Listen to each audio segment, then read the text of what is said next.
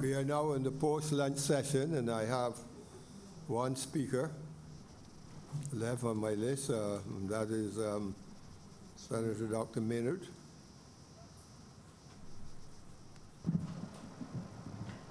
Thank you, Mr. President. I do not plan to be long, Mr. President. Mr. President, government is to be commended for its incredible efforts and achievements in trying to compress a 20-year program into 10 years. It is probably achievable. And we should not expect to have everything done right the first time. Not if you are trying to do 20 years work in 10 years on a playing field that is going to be constantly shifting. Mr. President, some time ago, we debated a bill which included discussions about renewable energy, and Senator Greenwich this morning spoke to that. And there are elements in this bill that need repeating. Already we've seen updating of renewable energy systems, and the photovoltaic systems that were installed 5 years ago that were then current generation are now being replaced, and some are being sold on, and that has started the cycle of disposal. Nowhere have I seen any plan for disposal of any of the materials. If the change from fossil fueled vehicles to electric vehicles is going to happen, there has to be a major plan for disposal of the fossil fueled vehicles. Not that I would ever wish to see fossil fueled vehicles disappear. There's nothing like the sound of a good flat six. So I do not wish personally ever, Mr. President, to see fossil fuel vehicles disappear. In fact, Mr. President, in the same way that steam trains have not disappeared, there's always a place for vintage and classic cars. So when we come to the point where we legislate about disposal of cars, there must be consideration for preservation. Mr. President, if we are going to have energy storage, we will need to have large imports of storage devices, batteries, and they are not cheap. They will require even more investment. So those who are early on the grid to supply power might not have to have storage as mandated now, but there should be some consideration that a percentage of power generation beyond a certain capacity should have storage. Otherwise, we will find all of the small householders here on who do not get onto that first phase will have to buy storage, and their costs will be significantly higher. Mr. President, we come back to the same point. When we reach the end of life of these storage devices, what will we do with them? How will we dispose of them? Will they be dumped in the gullies? Will they be in the water courses? Will they end up in our drinking water when they break down? So we need to have some serious discussions in the public sector and in the public domain about what our plans are going to be, and seriously do it before the influx becomes unmanageable. Not for the first time, Mr. President, we heard in another place discussion about a waste-to-energy plant. And unfortunately, it is at the same level as the last time this thing happened. It was discussed in the same way, without any prior public debate. And Mr. President, something as important as a waste-energy plant needs to be discussed in the same way as we've had discussions about renewable energy. It is all part of the process. It would seem unreasonable to tell Barbadians that we will have a waste-energy plant and reduce the need for a large landfill by burning or gasification of our waste, but at the same time, we will have to import waste into this small country. And we would like to assume that forevermore, this will happen smoothly without a single accident. That will not happen. And how will we control what is brought in? Will it only contain the things that we say can come? And when the wrong things arrive and there's a problem, how will we deal with it? It requires, Mr. President, extensive discussion and debate before any agreements are reached and signed off on, Mr. President. Mr. President, I promise to be brief, and I'm obliged to you. Thank you.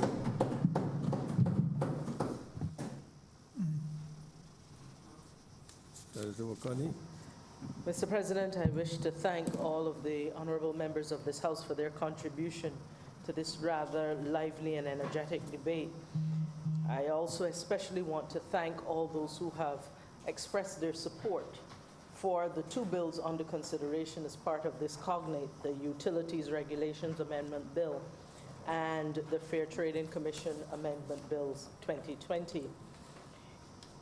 I think this side, we certainly take note that even as Barbados makes its transition into the world of renewable energy, step by meaningful step, that there are many aspects to this transition that we still need to make sure that we have thought through, that we have discussed, and that we have worked out before. A number of the honourable senators identified the fact that we need to look at storage for energy, and we need to look at what is the best way for us to do that in a way that is affordable to all who would be a part of it. Another senator spoke about the need for us to consider too the disposal of old and end-of-life equipment and vehicles as we make the transition to new electric vehicles and the other aspects of our use of different kinds of energy. The question was raised as, not the question, but the opportunities were highlighted for labor, where there is not just those people who would work in the high-tech part of this emerging industry for Barbados. However, there will also be opportunities at all different levels, and that we need to be mindful that we have considered all the opportunities along that value chain, not simply those that are directly tech-related. Indeed, there have been a number of other contributions on this subject, and we will continue as a government to consult with the people. We have heard some mention of another project that was mentioned in the other place, and I would assure you that there are many suggestions that are out there, and our government will continue to do what is necessary to discuss those suggestions in the proper way before we would, of course, be bringing it into the public space in ways that others might not consider to be the best way. That said, Mr. President, I would beg to move that I think we should do each one at a time now. that the Utilities Regulations Amendment Bill be read a second time. The question is that item number 3 on the public business. Well, she was going to the Utilities Amendment Bill as the first one. Pardon? Okay. The question is that the Fair Trading Commission Amendment Bill 2020 be now read a second time. All honourable members in favour, please say aye. Those against, please say no. We think the ayes have it. Now, the further question is... Yes, go ahead. Go, proceed to the final stage. Take it all the way. Mr. President, I beg to move that Your Honor Yes. do now leave the chair and the Senate resolve itself into committee for further consideration of the aforementioned bill. The question is that I do now leave the chair and the Senate resolve itself into a committee of the whole Senate for the further consideration of the bill under consideration in committee. All honourable members in favour, please say aye. Aye. Those against, please say no. We think the ayes have it, and we are now in committee.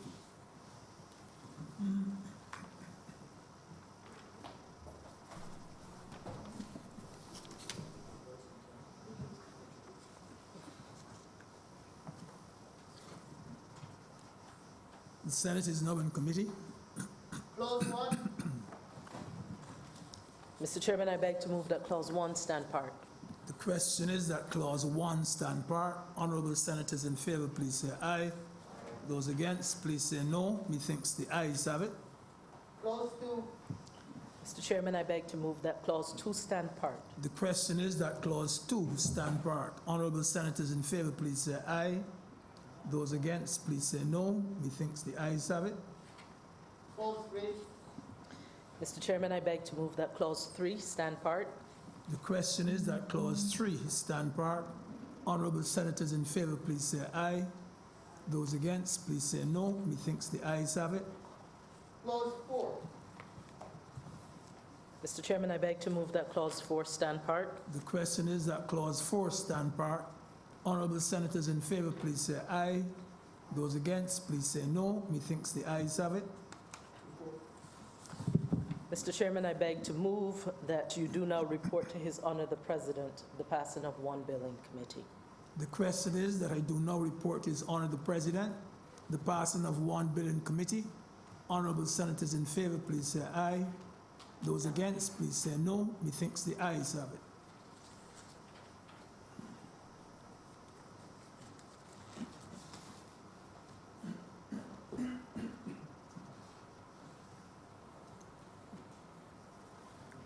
The chairman has reported to me the passage of the bill under consideration in committee. Mr. President, I beg to move that this bill be now read a third time. Question is that the bill under consideration be now read a third time. All honourable members in favour, please say aye. Those against, please say no. We think the ayes have it. Mr. President, I beg to move that this bill do now pass and be cited as the Fair Trading Commission Amendment Act 2020. Question is that the bill under consideration do now pass and be so cited. All honourable members in favour, please say aye.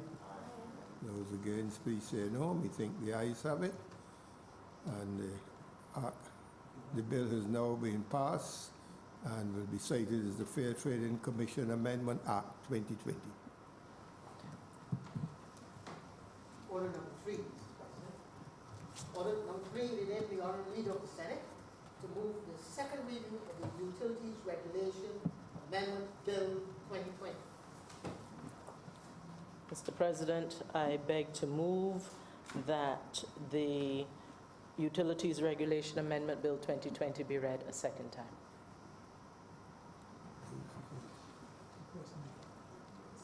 Yes. The question is that the bill under consideration, namely the Utilities Regulation Amendment Bill 2020, be now read a second time. All honourable members in favour, please say aye. Those against, please say no. We think the ayes have it. Mr. President, I beg to move that Your Honour do now leave the chair and the Senate resolve itself into committee for the further consideration of this bill. The question is that I do now leave the chair and the Senate resolved it serve into a committee of the whole Senate for the further consideration of the bill under consideration in committee. All honourable members in favour, please say aye. Those against, please say no. We think the ayes have it, and we are now in committee.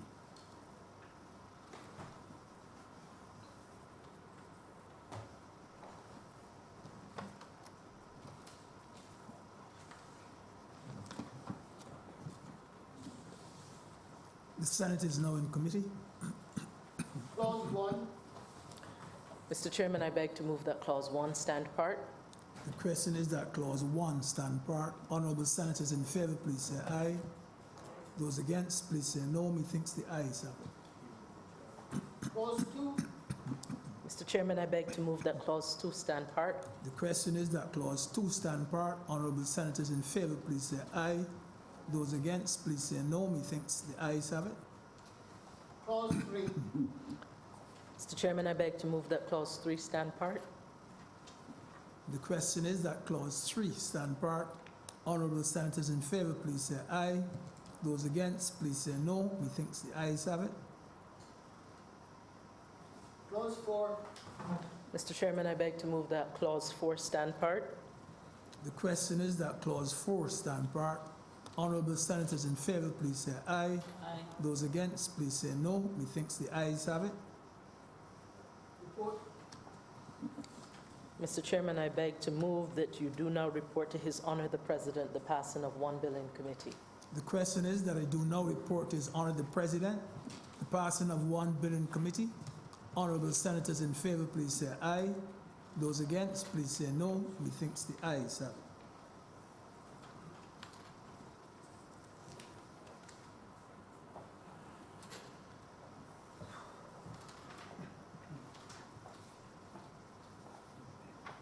The chairman has reported to me the passage of the bill under consideration in committee. Mr. President, I beg to move that this bill be now read a third time. Question is that the bill under consideration be now read a third time. All honourable members in favour, please say aye. Those against, please say no. We think the ayes have it. Mr. President, I beg to move that this bill do now pass and be cited as the Utilities Regulation Amendment Act 2020. Question is that the bill under consideration do now pass and be so cited. That is to say, is the Utilities Regulation Amendment Act 2020. All honourable members in favour, please say aye. Aye. Those against, please say no. We think the ayes have it. The bill is now being passed and will be so cited.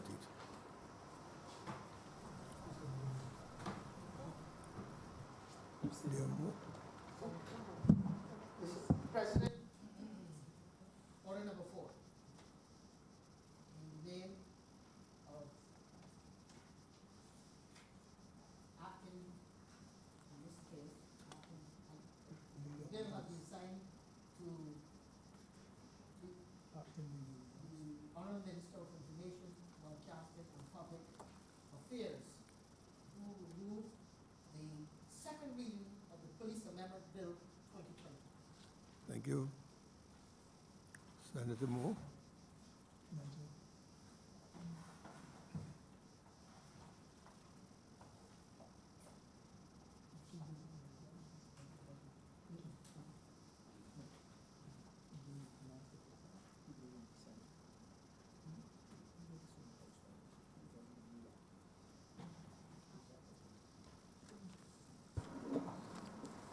Mr. President, I rise to speak on the following bill, the Police Amendment Bill 2020. Now, Mr. President, this bill will amend the Police Act Cap 176, which will make provisions for the composition of the police force to consist of one more Deputy Commissioner of Police. Mr. President, Earlier this year, the Public Service General Amendment Order 2020 established one post each of an Assistant Commissioner and a Deputy Commissioner of Police. These posts had been previously created as temporary posts in May of 2019. The Public Service General Amendment Order 2020 was gazetted on March 2nd, 2020. This particular bill now, Mr. President, would tidy up the whole arrangement and ensure that the post of a second Commissioner of Police is established. The establishment of this additional post, Mr. President, is considered crucial as is being created to aid in the transformation and modernization of the Royal Barbados Police Force, to modernize the systems and the rules of the force. As you know, Mr. President, a Deputy Commissioner of Police is an important function within the structure of the police force. Deputy Commissioners have tremendous responsibilities, one being that they act as the Commissioner in the absence of the Commissioner for whatever reason, whether vacation, illness, whatever. They also ensure that all complaints are investigated and appropriate action taken when complaints and things of that nature are made by the general public. They have direct responsibility for overseeing things like the operations of the police band, amongst many, many duties. And not only that, but under the Deputy Commissioner, there are Assistant Commissioners whose tasks vary as well, that they would ultimately oversee, from human relations to administration services, criminal investigations, operational services, etc. Policing has become very demanding, and it has become more and more difficult to monitor and manage all of the various issues that go along with policing in recent years.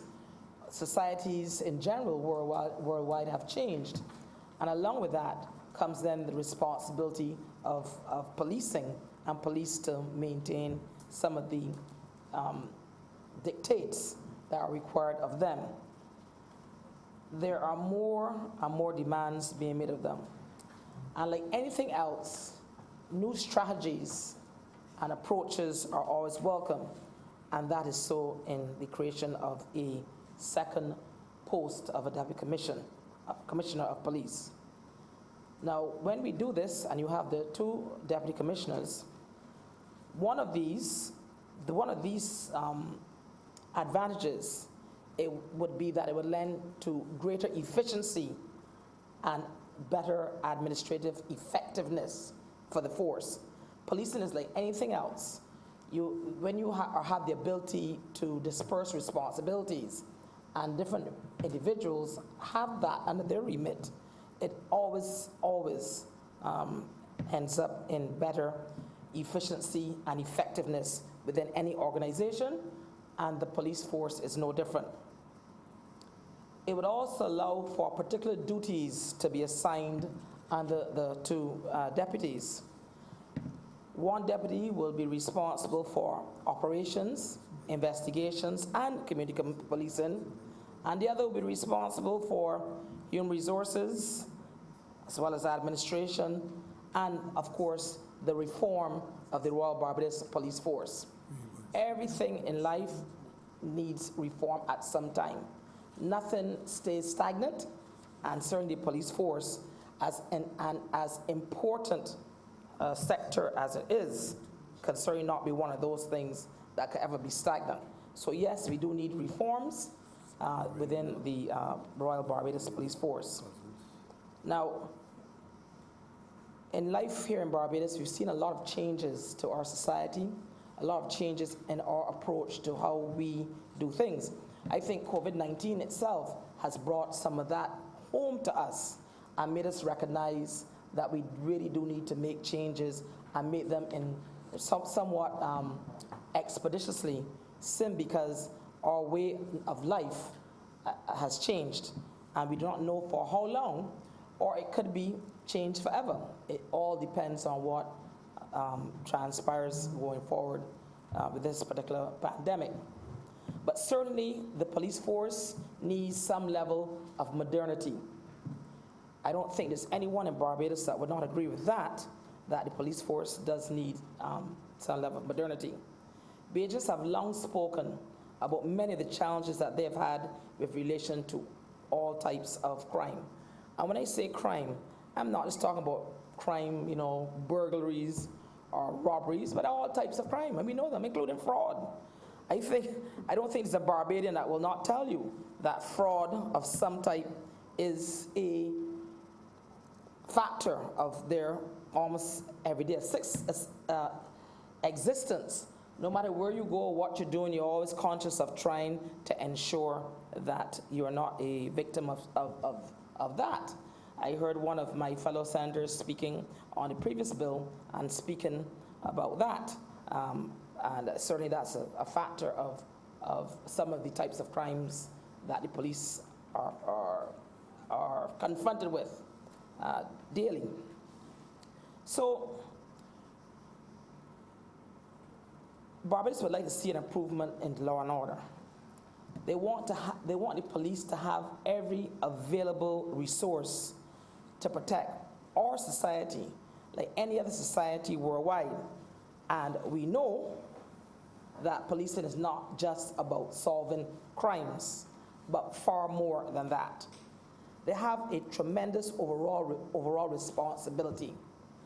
And one of those responsibilities overall is the maintenance of law and order, public order and safety. Police have to enforce the law. They are also responsible for prevention and detection and investigation of all types of activities, criminal, traffic management, for example, are just some of the examples of the things that the police are involved with on a daily basis as part of their normal functions without stepping out of their normal duties. But while performing some of these functions, different methodologies clearly need to be employed. Worldwide, police have been employing different methodologies in order to assist them with their duties, including things like community relations. I won't go into all of the variant modes that are used, but there are many, and we see that here, and clearly we would want our police force to be as much 21st century as we can have them. Right now, everyone worldwide, I think, has been focusing and speaking about the police. Much of it, maybe not in the most positive way. I know we've seen ourselves some of the unfortunate incidents in another country where people have lost their lives at the hands of the police. We hear people talking about Black Lives Matter and saying in some other jurisdictions that racism plays a part of what has occurred. Some of it, people say, no, it is just poor policing. Regardless of what it is, it's a policing matter. And here in Barbados, we would have our own issues when it comes to policing. Policing is not as easy as you would like it to be because it in itself is a difficult job. You are like in any other job dealing with all types of people, different socioeconomic backgrounds, different communities, different genders, races, the whole gamut of what make us Barbadians, the police have to deal with. We have people who are Barbadians, but may not necessarily be Barbadians, but they're now Barbadians. And they may have their own ways of doing things and looking at life. And all of these are issues that are confronted daily by the police, and you would be surprised, simply because they tend to be the one person you will call once you get into any type of problem. I have heard people, Mr. President, criticize the police, but something go wrong, and the first place, the person they call is police, and they run for the phone. So you're quarreling, and you sign barely happen, your neighbor throw 2 breadfruits over your property, and you run and call the police, having just complained about them previously. So the police do not have it easy. But here in Barbados, it is my belief that we have a good police force. We have always had a good police force. Barbadian police, Mr. President, have worked all over the Caribbean. I have worked in many Caribbean islands, and I can say if there's one Barbadian group of individuals you find in these Caribbean islands are Barbadian police. I tell to people, Mr. President, go to the south of St. Lucia, an area called Vieux Fort, and you run across people named Blackman. Well, you will know St. Lucia is a former French and British colony, and many people have French last names. Blackman and Scanterbury are not St. Lucian names. They may have some Franklins, and you never know. But they are clear Barbadian names, and we know them. When we go to places like the BVI and Cayman Islands and Bermuda and all over the Caribbean, Barbadian police are some of the most sought after police that you could want. And there's no denying that. Furthermore, in other Caribbean islands, especially the Eastern Caribbean where I've spent some time, when I speak to police down there, where have they come to train? Where? They have come to train right here, Mr. President, under the guidance of our police force in order to go back and assist the police in their countries. So there's no doubt that our police force does have some positives, because if it did not, people would not be taking our police to go and work in their countries, and certainly not sending their police here to avail themselves of the expertise and training that is offered here on our shores. But not having said all of that, there are still some challenges, Mr. President, and we know that. We have seen and read about these, so I'm not going to pretend that they don't exist. We've seen police officers going to court on promotion and other issues. We've seen police go to court on wrongful dismissal cases, all sort of things. The police are citizens of our country as well, and avail themselves of all of the other institutions that any other citizen would avail themselves of. And so we've seen those issues. We've seen some issues in the police force. But clearly, I, like the rest of Barbados, Mr. President, want our police force to have the best available individuals, technology, modernization, and all the other things to make our police force to continue to be one of the best police forces in the world. So I'm not saying the Caribbean because I've traveled extensively, and I can say to you, Barbadian police, with all the challenges that we have here in Barbados, are some of the best worldwide. Now, yes, sometimes they may lack some equipment. Yes, we know they may not have enough personnel within the force itself. We've heard that. We've read it. We've seen that the police force in Barbados is understaffed. They don't have enough policemen.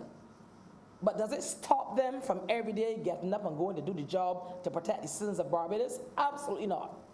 The police in Barbados, with all of the challenges, continue to do what's required of them, and that is the protection and safety of every citizen here in this country.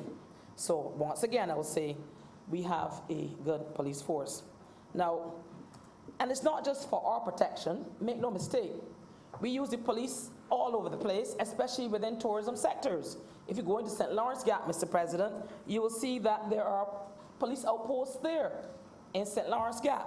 We see police up in Oistins. When tourists are around, you go up to Oistins on a weekend, and the police are up there where we have tourists and Barbadians in large numbers mixing down Old Town and Spikestown and all the places where visitors gather. The police are there and present and doing their jobs as well. And it instills a sense of confidence by visitors when they see that our police are present and available to them in areas and circumstances where they would want to feel safe and secure, and so they're there and able to enjoy themselves without having to fear that, you know, they don't have the necessary capability or resources to protect them. But is there change and improvements needed? Yes, there are. And some of them have already started, Mr. President. We have seen, for example, and I thank my fellow colleague, Senator McConney, for this, the police certificate of character is now digitized in a digitized environment. So you don't have the long lines and the long waits in order to get something like a police certificate of character. That is a modernization technique for modern policing. So it's already started a digital process and obtain something as simple as that. And why do we need it? A lot of people need it not just locally for employment, where it could be a requirement, like a security guard, but it's needed oftentimes when you apply for jobs overseas and they require police certificates characters. So therefore you want something that is quick and to obtain, in the sense that you're not waiting months and months for it. We've also seen some other improvements like cameras. In some areas of Barbados, we see cameras on the road. If you look up when you're driving, I hope you look and you notice these things, you will see there are cameras in certain areas that are used for policing techniques. If you go in St. Lawrence Gap, you'll see a few used for policing techniques. There's been improvements in the forensic area of policing here. Does that mean that we are where we want to be? No, not at all. But we understand the need and have always understood the need for improvements within any sector, and the police force is no different, and that's why you had continuous improvements in forensics in Barbados and that area, and more people being trained in order to try to ensure that we keep abreast of what the standards are, not just locally, but regionally and ex-regionally. Now, we've also seen community policing in the past, Mr. President. Community policing, that was the type of policing we've seen. I remember many years ago when I was a lot younger, myself and Senator Franklin, we were a lot younger, they were community police in the Bush Hall area. In the Bush Hall area, for example, there's an area I remember clearly going, and they had community policing, police outposts. And there are other areas. I mean, as I said, there's one right now in St. Lawrence Gap, but there are other areas. And what does that then embody? Embodies a relationship with the community. It reduces certain types of crime because the police are there and they are present and available readily. And so we've seen that, and it has worked well in the past. I do not know where it will go in the future, but certainly there has been clearly a diminution of crime when you do have police present in an area. Now, the police force and this particular bill, Mr. President, is one that is needed. I don't think there is a single person listening to me that understands the need to ensure, one, the continuous safety, security, and protection of Barbadians. Two, the police force, like any other entity, needs to be upgraded, modernized, and brought into the 21st century as much as we can within the resources that are available to you as any government. And three, you have the best available personnel to assist you in that endeavor. Because like in any other aspect of life or any other type of area or any other area of life, that is what one does and needs in order to ensure the continuous development of an entity. And so that is what is needed right now here within the Barbados Police Force. And so, Mr. President, this particular amendment will then serve this purpose by creating the second Deputy Commissioner of Police, which is a much needed position and post.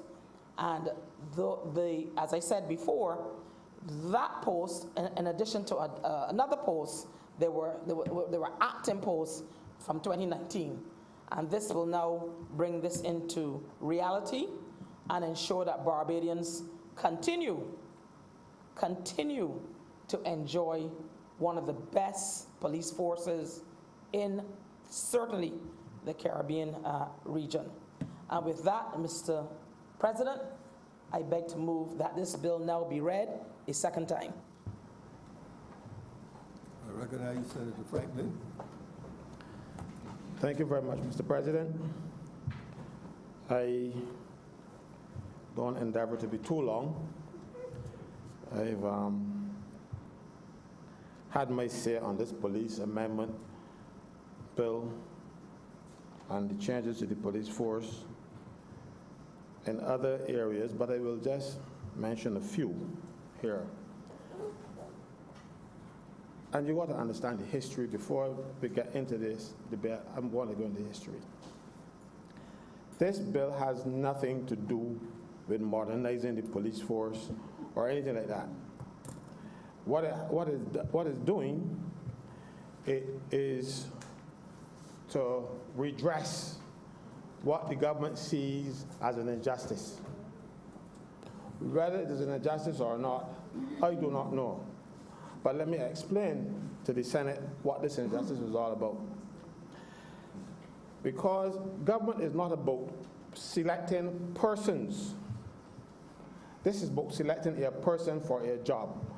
And a person who the government feels was hard done by. So they went about this, creating a second post, not with the aim of being police need human resource specialist or whatever it is. That's nonsense, complete nonsense. You had to find something to say, so you come up with these reasons. And if you look, you will realize over time they have changed the reasons why you needed this Deputy Commissioner of Police. The Deputy Commissioner of Police isn't doing anything that the Assistant Commissioner wasn't doing before. So you don't really need it. But as I said, it was to reward a person who you felt was hard done by. And the history? The person who is now occupying the post that don't exist yet, because he's occupying it all like now. And when it was brought to their attention, they should have said, sorry, but you got to step back because this thing is illegal. So you doing something, we have done something wrong. No, the government continued in illegality till they can bring the matter here. So right now, the person who is occupying the post and doing the job as a Deputy Commissioner of Police is doing so illegally because the Governor General has not signed off on this bill that we're now discussing. So what they should have done is to say, look, we made a mistake, let me step back. But no, they were adamant. This gentleman used to act as Commissioner of Police when there was a vacancy. He was the more senior person.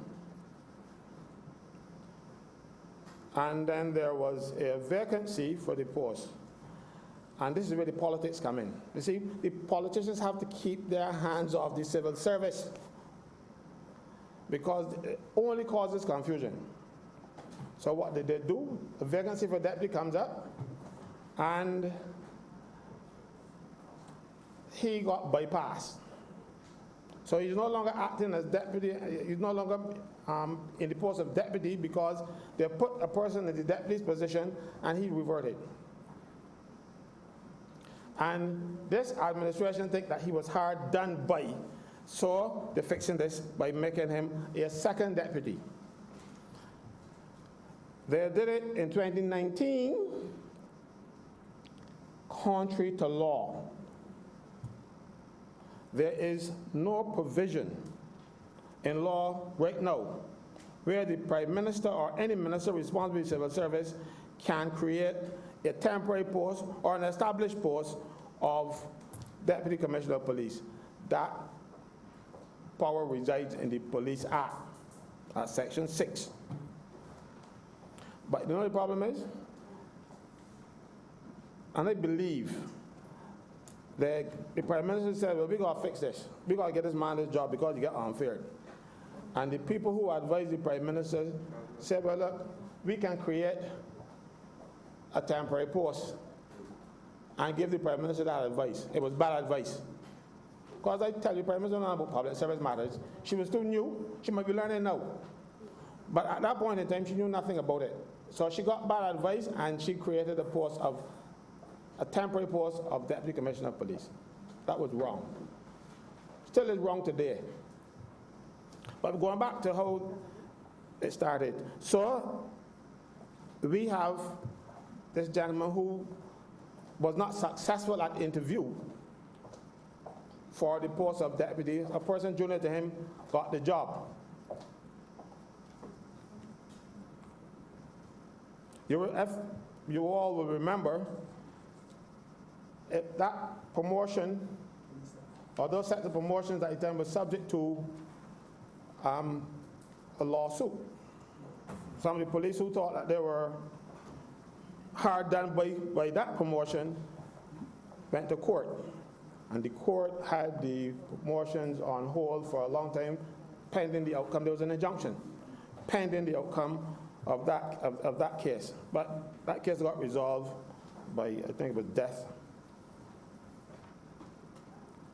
And just before the last election, the Police Service Commission was able then to fill the post because the case was no longer before the court. So they filled it with the current deputy.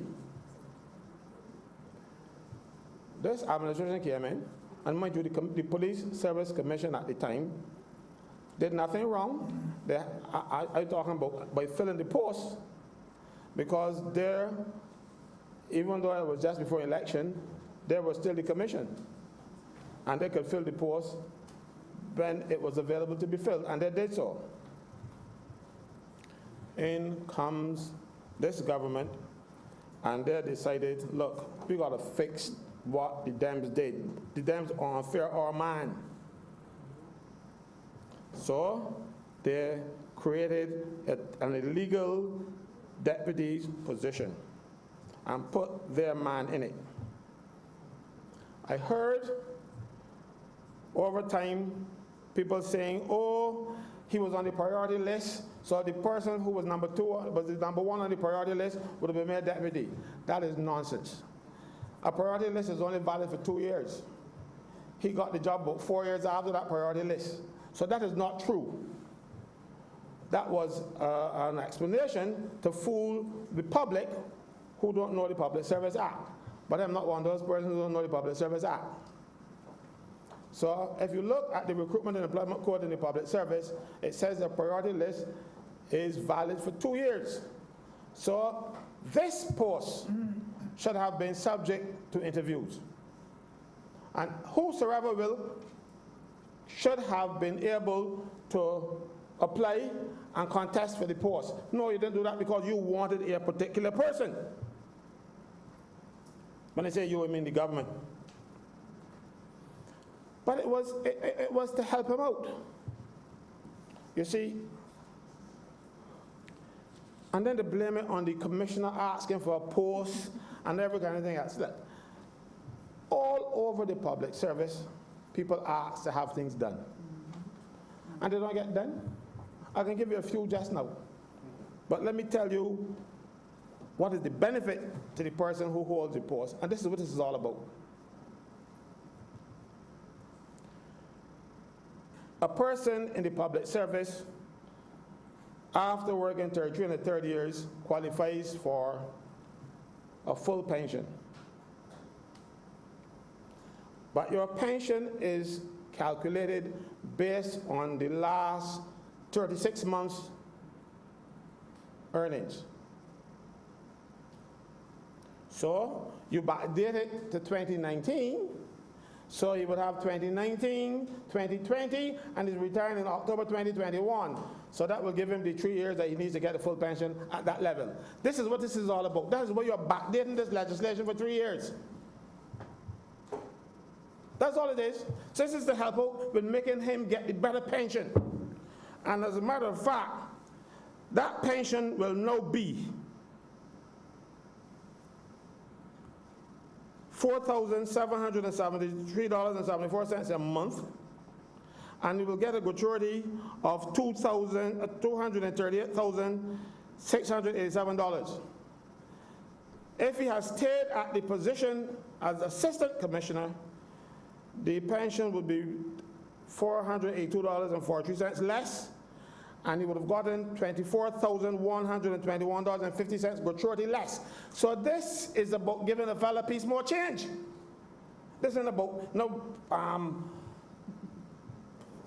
needs of the police force. This is the needs of the person who they're put in the job without going through interviews, in accordance with the law. A law that I am passed, a law the Barbados Labour Party passed, and as one of the last things that the Barbados Labour Party passed in 2007, just before they got into office in 2008. So this is what this government, this Barbados Labour Party put on the books, and ignoring it every time because it does not suit their purpose. They want to give their man $24,000 gratuity more, and they want to give him a monthly pension of $2.83 more than he would have gotten at the deputy. That's what it's all about. So don't come and try to fool the public. Tell the truth. So that'll be my hand we have fixed here. This is what this is all about. So when you tell me no, that this was to improve the human resources and all kind of stuff, police resources, to manage the human resource processing, that's nonsense. The human resources is not a police function. You need a senior or a principal personnel officer at that level to do the human resource work.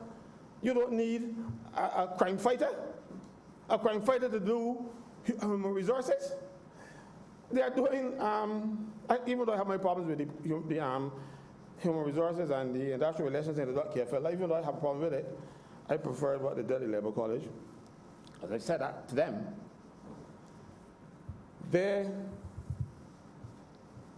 are churning out a lot of people, training human resources, and you take a crime fighter and put him in charge of human resources? No.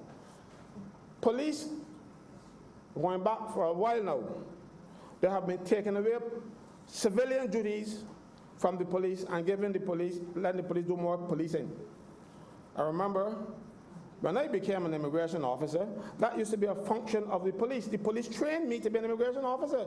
They took that function away from the police and built a civilian immigration department because that was not necessarily a police duty. Same thing with the licensing authority. When I went in for my license, I went in, the police took me in.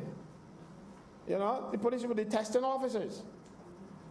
So they took away those functions. So when you take away human resources and give it a professional human resource person, no, because you had to make up an excuse to try to justify putting a person in this post.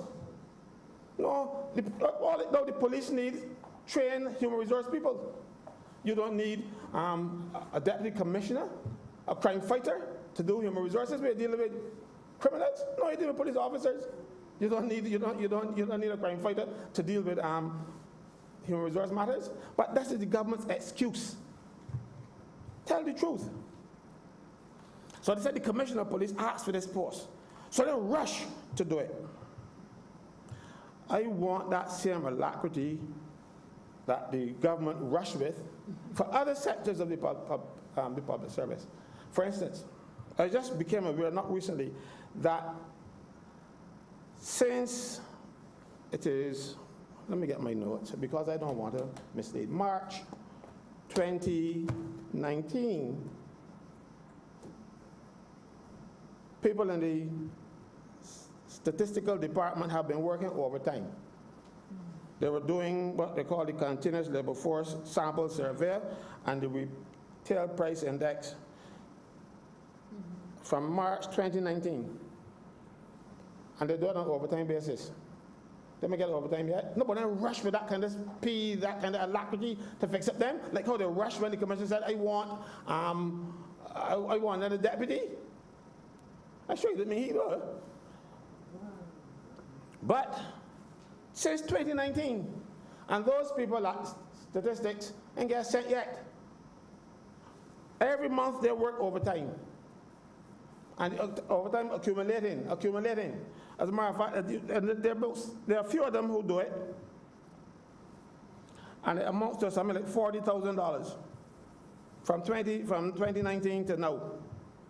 And you can't find $20,000, but you're looking to give him $24,000 more gratuity. This is what it's all about. You see, people who actually work, you aren't paying them, you aren't rushing to pay them, but you're rushing to sort out the fella pension. All right? Well, if you want to sort out things, when you came here last year, and you changed the system at the airport where you go to the kiosk now and you type in your name, you didn't need the people who typed in the information from the ED cards. So they were made redundant. To this day, they may get sent. Nobody rushing to pay them. So when you rush into sort of this, he's more important or he's more party friendly? Those people didn't get sent yet. No? Some of the same people in the statistical department, I remember that some of them have been acting in temporary and established posts for 10 or more years. They have not been appointed. Nobody rushing to appoint them after 10 or more years. But you're rushing to sort out your man because you only have till October next year before you go home. So you got to backdate everything to make sure you get a big pension or a bigger pension. This is almost like corruption, you know. It is certainly political interference in the public service. It is that for sure, but it also smells like corruption to me.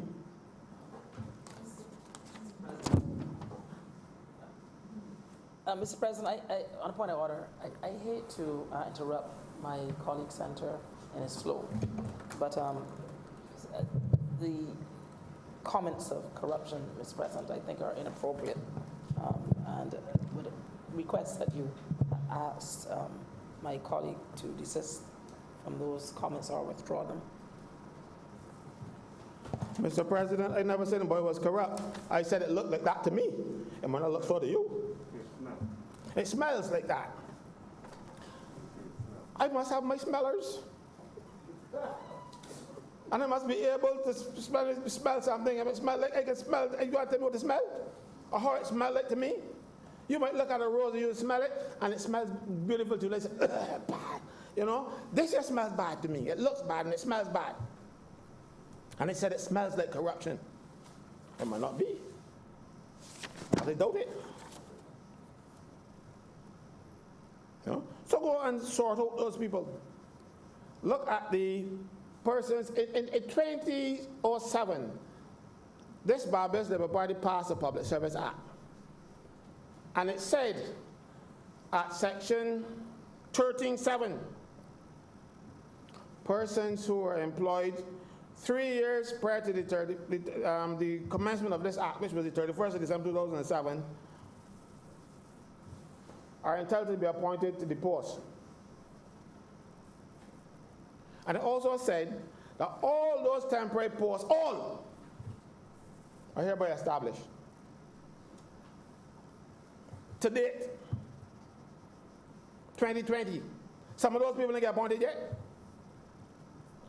So the government ain't seeing these things. They're rushing to appoint one man. But what about the people who have not been appointed since? And I hear the Prime Minister talking about, people who've been appointed 3 years or more will get appointed. Well, they said that in 2007, you know. And up in the 3 years ain't come yet for those people in 2007. If you were in the public service from the 1st of January 2005 and you were still there in 2007, December 31st, you should have been appointed. Some of those appointments have not been processed as yet. But you rush. The same people that process these appointments are the same people who would have possessed the appointment for the commissioner or the deputy commissioner. But the man should get his done. But you don't get the people there. You don't get the people at statistics once started yet after 10 or more years. I understand there's one fellow who has 16 years. Subject correction, of course. And he's been acting all this time. But nobody has sorted them out. Nobody has sorted those fellows because they might not be party friendly or they might not be party, however you judge them. You know? Also, let me talk about something that you're rushing to fix. In 2014, the last incompetent government that we had removed the pensions of persons who were declared medically unfit for further work, because they said that they were getting a national insurance invalidity benefit. We all know now that the invalidity benefit is not the same thing as the national insurance pension. Let me go back. 1975. Government said if you join the service after the 1st of September 1975, your pension from the government, from the Treasury, will be reduced by the amount you get from the National Insurance pension, which is the National Insurance contributory pension. Trying to save money, the last administration said, oops, you know something? These people on invalidity benefits who are working and not declared medically unfit, they're getting national insurance pension. So we're going to stop their pensions. We now know that there were two different things altogether. The invalidity benefit and the national insurance old age contributory pension, not the same thing. If you look at the General Orders 8.4, it says your pension will be reduced by the amount of the national insurance old age contributory pension. And invalidity benefit is not a national insurance old age pension, contributory old age pension. As a matter of fact, again, when you're getting the invalidity benefit ceases if you are no longer invalid because people can get better, or when you reach the age to qualify for national insurance old age pension, national insurance contributory pension. So it can't be it can't be the same thing when it ceases when you get the other one. And government has taught us, there are several people who this government has, the last one and this one, have not restored their pensions yet. Some have gone on and died. And the government, but you rush in. You move with alacrity to fix problems that didn't exist. But you rushing in here to give your man a pension. I am tired with these bills coming before us, these special interest bills, these We Friends bills and that kind of stuff that you do here, because all these special interest things you do them for one or two people. The people that are your friends, and forgetting the people who voted for you. Those people who are invalidity benefits, they vote too. The people who are not getting their appointments, they vote too. I don't know who to vote for, but they vote too. And then you come in here and come with a bill that says it is the object of this bill is to appoint, the exact wording, an act to amend the police act, Cap 167, to provide for 2 deputy commissioners and for related matters. No, it's just to provide for two deputy commissioners of police. The related matters is just fluff. Because all the other amendments to this thing are necessary. They don't make sense. They're not necessary. They don't improve the police force or anything, for instance. But you had to play your amendments because it looked real bad if you just put a bill in there to get this man a pension.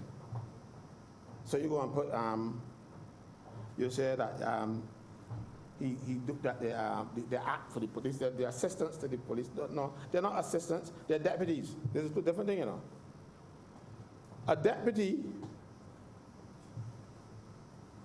can do whatever the chief does, but the assistant can't. So they even got the things mixed up. But they're rushing to do these things to sort out their mistakes. And they're making one mistake on top of the next. Look, I know you will have supporters and friends and people you like and things, but it is not your business to come into the public service and destroy the public service, and in this case, try to destroy the police force. I'll tell you something.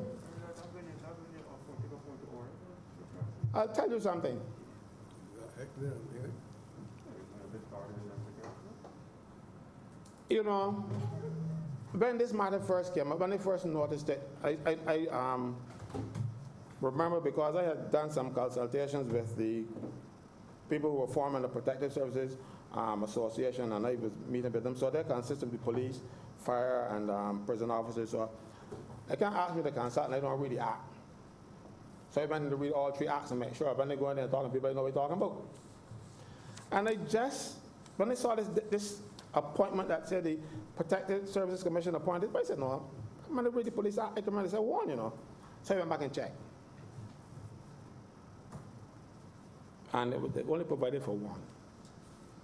Only ever provided for 1. You went and you provide for 2. You broke the law. And having broken the law, you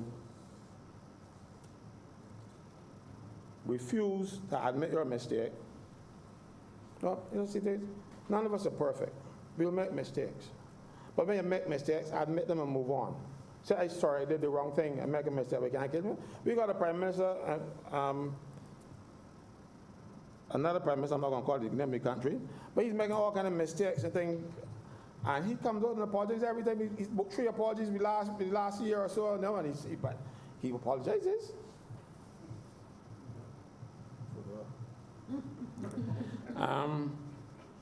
He apologizes. Take a leaf out of his book. You have done the wrong thing. You have put down what you've done. You have actually, instead of improving the police force, you have put police. You set up the anger, put some of them vexed. Because some of them wanted to act, some of them wanted to be able, if you can have 2 deputies, they wanted to be able to apply and see if, and drop their chances. No, you design a post for 1 man. And when they wrote about it, you know, I got a lot of police friends. Man, they walk on the road and I hear the police van, beep, beep, beep, beep, when they look at you fellas shaking at me. So it tells me there's not a popular move. That what I'm saying resonated with the police. Police pass by my house and blowing the horn. I'm like, look, they just shake at me and moving on. No, you see? You know why? Because I stood up for them here. And I stood up for them when they wrote in the newspaper, so they appreciate it. Because they can't speak for themselves. And that's another thing I want to talk about, you see? We have a police force in Barbados that we think operating in the 19th century. You have a police act that have them as paramilitary people. They can't join unions, they can't do anything like that. Right? That is old-fashioned, archaic. And you want to modernize the police force? Give the police the right to join trade unions. I'm not saying give them the right to strike, because trade unions are not all about striking. But you have the police being controlled by an old English law. Because, you know, the police force was designed to keep people down. I'm talking about the natives. So you had to give them power. Like, for instance, you call a policeman an idiot, that's a crime. But if you call the government an idiot, nobody should get look at your heart, but they're not locked up. They're not fine for that. You know what I'm saying to you? So if you could say this, you call the prime minister a fool, and that's the prime minister, and that's not a crime, but you can look at a constable and say, boy, you're an idiot, and he charge you. So we need a whole sort of revamping and revisiting and revising the police act and on all things about policing. If we just didn't need another deputy commissioner, wait, look, there are so many things in the police act that needs to be changed to benefit police and stop making police more like slaves than anything else, because the act was not designed for this era. So you should fix the police act. Just don't want to fix one thing because you want to put your man in place. Let the police join unions. Let them bargain collectively. You know? That's what you need to do. And not only police, they're talking about fire and also the prisons. We are not moving to fix things that need fixing. Or things that want, look, no mention President, I'm going to talk about that. About 8 years ago, in the prison, this man is still being investigated. A prisoner emerged from in the ladies' room, in the cupboard, while an officer was undressing, female officer. This is human now. Pardon? Are we into human now? You know, that case is still being investigated. But the guy who did it, the guy who was hiding in the cupboard, the prisoner that was hiding in the cupboard, he was escorted to that room and left in there. The guy who brought him there, he got promoted. And the guy who was hiding, he was in prison for rape and murder.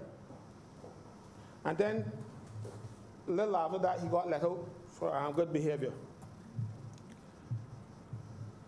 And the only body that suffered after 8 years in investigation, and finished investigation yet. 8 years. So that means things that the government should move by. I don't know if the minister knows about it, because when I speak to him about other things in the prison, he tells me, oh, that happened before my time, so he ain't dealing with it. Tell me so. So fix the things that need fixing. That's what I'm trying to say to you. I'm going to give you a few examples. I have a lot more, but I wrote to the Director General and I gave her the amount of things that I wanted. So I'm not going to go through all, but there are things that need fixing in the public service more urgently than they need fixing. Like, for instance, we need whistleblower protection, and we need it badly in the public service. Fix that. It is an offense in the public service if you see somebody committing an offense and you don't report them. But you know, if you report them, what's happened to you? You're in trouble. I know one fellow who's a court marshal who reported his senior for perjury. And when he reported, he got demoted. You know? And they tell you you must report these things in accordance with the guidelines. This is in accordance with paragraph 11 of the code, paragraph 11 and 12 of the Code of Conduct and Ethics. But you know, since 2007, they may get the guidelines developed yet. You are telling people, no, if you breach these procedures, you could be subject to punishment. But they have not set out the guidelines as yet. And you're rushing to give a fella a job. You've got too many things in public service to fix. If you don't read the Code of Conduct and Ethics in Public Service, paragraph 11 and 12, you can, if the minister asks you to do something, you can say to them, sorry, minister, that's against the law, and don't do it. Mm-hmm. But there's a procedure for doing so, but they must spell out the procedure. Fix that. There's urgent need for a sexual harassment policy in the public service. Government has mandated it, and every workplace has to have a sexual harassment policy, but I don't see any them happening in the public service. Fix them. You need to fix that, because young people, and I'm not saying young girls now because they're trouble, the boys too, should not have to come to work and suffer at the hands of a predator. So put the guidelines in place, put the procedures in place that they would know what to do if it happens. Fix those things. Those things are more urgent than giving your fellow a bigger pension.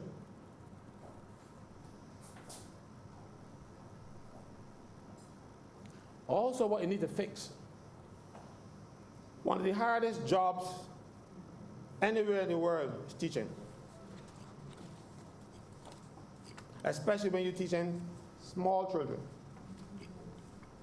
And teachers have, over the years, enjoyed something called terms leave.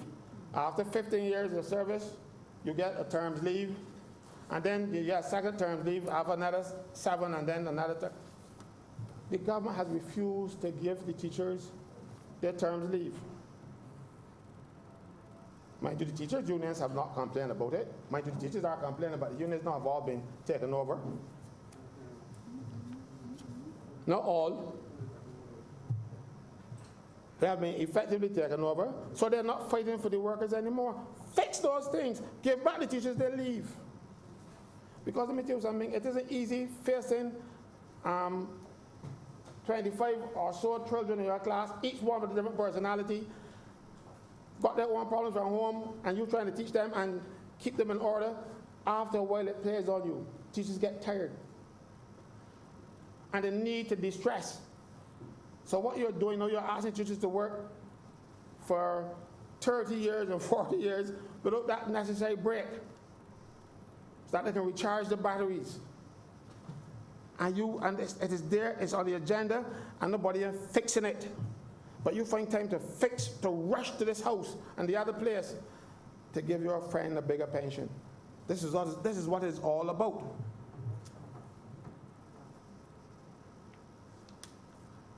There are many more, and I would be happy to share them with the Minister responsible for public service.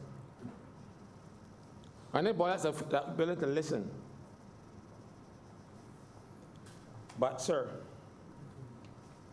this Parliament must not be used as a tool for rewarding what you might consider to be your friends, your political allies. Or who you feel to be your political friends or your allies or your cousins or whoever they are. This is about serious business, and this isn't serious business. This is flying in the face of the people who elected you. This bill should not have seen the light of day. When you get catch with your hands in the cookie jar, you let go of the cookie and take out your hand. But no, they want to keep that, they want to keep the cookie. So they keep they're fighting to make sure that they get their way. They will get their way because they have the numbers, but it looks bad. And you consistently do things to make yourselves look bad. I don't mind them in opposition, so when you look bad, it is your business. It wouldn't go down to your benefit, but when you do these things, people are watching. People are watching. Stop these personalized events that you rush in here to do for your friends. This Parliament is not about doing jobs for your friends. That is not what you were elected to do. You're elected to run the country, and right now you're running it into the ground. Mr. President, I will say no more. I hope what I've said so far does not fall on deaf ears. A word to the wise is enough. Thank you, sir.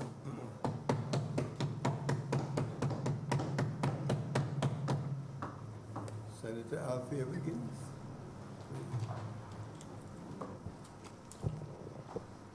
Well, good afternoon, Mr. President, and I thank you for this opportunity to speak on the amendment to the Police Act. Right now, all over the world, sir, police forces are under scrutiny for all types of reasons, be it Black Lives Matter, race and class profiling, and generally for all the wrong reasons. I mean, currently in Barbados, we are looking to modernize our police force, and with this new world order that this pandemic, as I call it, has brought about, it is time now to review the structure of our force and look at the technologies that can be deployed to affect this change. Each person in here must have had an encounter with a policeman, and I can tell you what mine is besides being married to one. Recently, just before lockdown, I was going down by the old immigration department, and when I got to the junction there, I stopped because I saw some policemen there, you know, some cars, so I thought it was an accident. So, you know, you stop and you look before you proceed to see what happened. So when I came out to the junction, the policeman said, "Come over, lady, pull over," and he stopped me. So I stopped. I was like wondering what happened. I know my license and everything is in order. He said, "Madam, you didn't stop at that traffic. You did not stop at that stop sign." I said, "Yes, officer, I stopped at the stop sign." You telling me, you calling me a liar that I ain't stopped at the stop sign?" I said, "Officer, I stopped at that stop sign, and I stopped because it's a stop sign, number one. And number two, I saw all these people stop there, so you stop to realize what's happening. Let me see your license. Give me your license." So I took it out nicely, and I gave it to him. And he said, "So how old you is? How old you is?" I said, "Wait a minute, you have my license. It has all my information on it. You can see how old I am. So you expect me to subtract that day and tell you to how old I am?" My response then was, "Did you go to training school?" I'm like, I have never encountered a policeman so uncouth in my life. You have my license, you see it's in order, you're asking me my age, and I told you it's on the form. Where do you live? Where do you live? I told him I live. But this don't have where you live, what you're saying to me. I said, "Officer, you asked me where I live. I told you where I'm living." Every single person that I have recounted that story to, Mr. President, asked me at that time, why didn't I tell him that I'm a senator? I said, "For what? What am I supposed to tell him I'm a senator for? I did not break any laws, and he's not supposed to be uncouth to anybody, regardless of your station in life." So, I said, "Listen, I don't think you went to the training school, and I'm gonna have to do something about this, because you are really uncouth." I didn't bother to tell him that I was married to a policeman, and I know majority of the policemen in the force. I said, "You must be new, because I don't even know you." So he said, "Look, take your license and you go ahead." And that's all, because I didn't reply to him. I had two young persons in the car, and they must see that you must not be rude to policemen. But personally, I think that one of the first things on the card is that these young policemen must be trained. I know, and like I said, I was married to one, so I know the deal. A lot of them are mandated to go there and just pull people off the road to get points, to get promotion, to say that they've brought in a certain amount of reports in a day. So I know all of this. But of course, I didn't bother to tell him who he was, neither that my husband was a policeman, nothing. I told him nothing. I just let him carry on smartly, Mr. President. I don't know what happened to him after that, but I think that a lot of the young policemen today, they need a lot of training. Believe you me, they have no communication skills, and they're not supposed to address people in that type of manner. As I was saying earlier, the use of technology in the force is going to help the Royal Barbados Police Force and police forces all over the world improve their practices in terms of how reports and everything. We know the closed-circuit television. Earlier, my colleague, Senator Moore, referred to the CCTV that is in St. Lawrence Gap and so on, and the amount of cameras that are being installed island-wide now. In terms of the cameras, too, that are being installed island-wide, I think they should now be upgraded and enhanced with what we call the automatic number plate recognition, whereby if you break a traffic light and so on, this happens obviously in Europe, the camera goes off quickly, take your number plate. It happened to our diplomatic vehicle already. The driver broke the traffic lights, and before we got back to the mission, the report was practically in that the diplomatic car broke the traffic lights. So we need this kind of technology effectively to help police Barbados. And you would find that on mornings you hear the sergeant doing the traffic reports. he would not have to depend on the traffic cops that are on the road. He would be in operations control, in the control room, looking at a whole set of televisions that would be guiding him as to where the traffic stops are, where the people who are breaking the laws, and all the information, and is being fed back in real time into operations control. Another area where technology would help the Royal Barbados Police Force is the whole question, Mr. President, of the dash cams that the policemen in the bigger countries wear.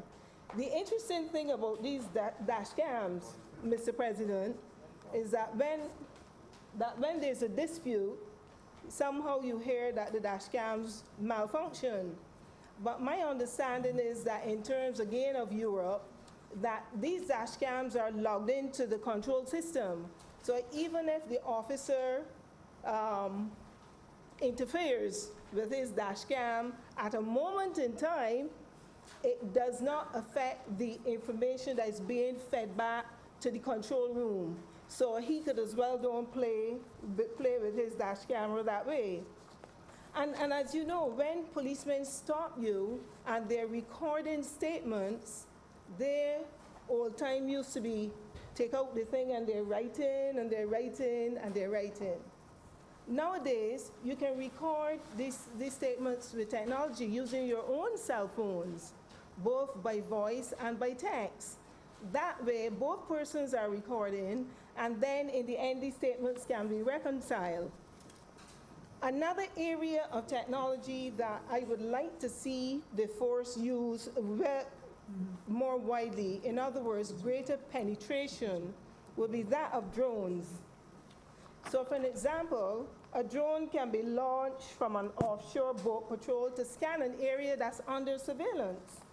These drones can also be used for search and rescue operations. They can be used as well for searching marijuana fields. And searching these marijuana fields is very critical because sometimes the growers of these marijuana fields tend to leave traps for the policemen, and policemen have been known to be injured by these traps that are left.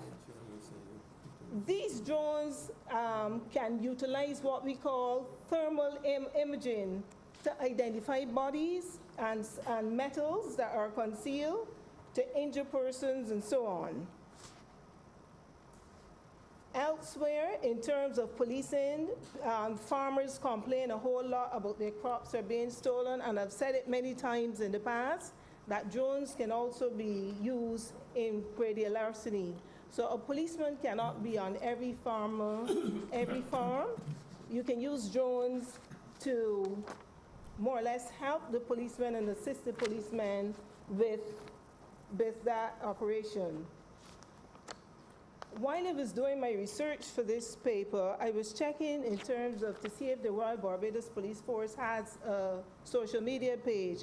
They have a Facebook page, but not a lot, like the Defense Force. They post a lot of information on their page, but I noticed the RBPF, they're not putting anything on their page.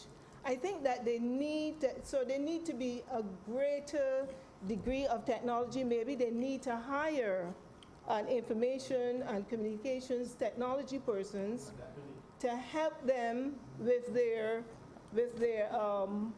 social media. And in helping them with that social media, they are, in fact, would be able to stay in touch in many ways, because where I live now, we have a virtual neighborhood watch. We don't have a neighborhood, because during lockdown again, a lot of persons were trespassing. And we had decided, well, we need to have a meeting. Sorry, this is prior to lockdown. We wanted to have a neighborhood watch meeting, but the neighbors are not interested in meeting in person like we were when I lived at another address. So I'm saying that we should be able to log into the police social media, let them know what's going on, upload videos of people and the trespassing that's going on within neighborhoods, and this would be such a better way of utilizing the technology and assisting the Royal Barbados Police Force. We know now that through the Ministry of Information, Science and Smart Technology, the police certificate of character can be done online.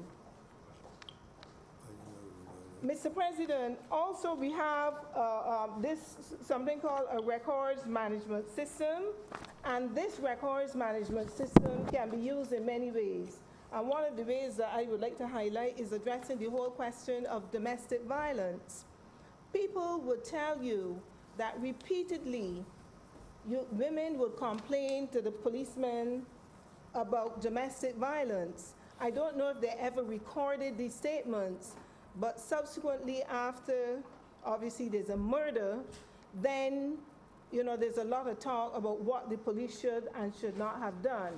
Now, if they had an effective records management system, you would see the amount of times that females especially go and complain for, their spouses for beating them, and then subsequently a lot of them are murdered. I know the Royal Barbados Police Force, that they have access to network counseling services. I know they have a chaplain on staff, but I think that they need to have policemen now trained in different areas like marriage counseling, because normally when there are disputes in a house, invariably the police is the first port of call, Mr. President. And I think that there are parts of their force now that need to be expanded, both by technology and other personnel, in terms of social issues that happen in Barbados. And this would also help Barbadians to feel a little bit more comfortable when they complain to the police department, so that they know that they can have what we would call satisfaction. In the old days, you would say you're going to get satisfaction. So I think that the policemen need to be able to change their modalities, change their way of thinking, and change to fit this new world that's happening. In terms of human resources, I think that the force need to more or less look at its pre-employment screening practices. And these should involve things such as drug testing and psychological analysis. And this vetting that should be going on in the police force will be for things such as firearms, drugs, intelligence, financial crimes, cybercrime, and so on. Because there have to be protocols that will be deployed, especially in the use of firearms, because we know that sometimes there can be incidents or accidents involving firearms that can sometimes result in the death of people, and sometimes their own officers. So we're saying that they need more capacity building within the force, more capacity building in terms of the personnel and the type of training that they should have. Training such as terrorism training, cybercrime, sex investigations, and of course maximizing the use of technology. And forensics. Forensics is big. And everything that's happening worldwide happens in Barbados. So things such as forensic scenes of crime investigations, for accidents, for fires, murders, these things have to be enhanced within a modern police force, Mr. President. So crime scenes management, digital forensics, intelligence, these are the things that are talked about, but we want to see these things implemented in the Royal Barbados Police Force. If it means that, because I know a lot of top policemen in the United Kingdom that are Barbadians, The other day, one of them texted me and asked me if I think he can get a job with the RBPF. I said, well, I wouldn't know, but he's very well trained. He's very well trained. And there are a lot of them, I can tell you, in the United Kingdom and they would want to come back to Barbados, Mr. President, and serve this country. So I think that overall, these are the things that we have to look at: training the existing cadre in the force, and also sending a lot of them abroad to train, and then bringing in people from abroad, mostly Barbadians, who are very highly trained in these other jurisdictions, to augment the Royal Barbados Police Force. We know in terms of Barbados, there are about 13 stations now. We just had the merger of the Worthing and Hastings Police Force, so there are only now 13, and I think Belplain is now merged with District F.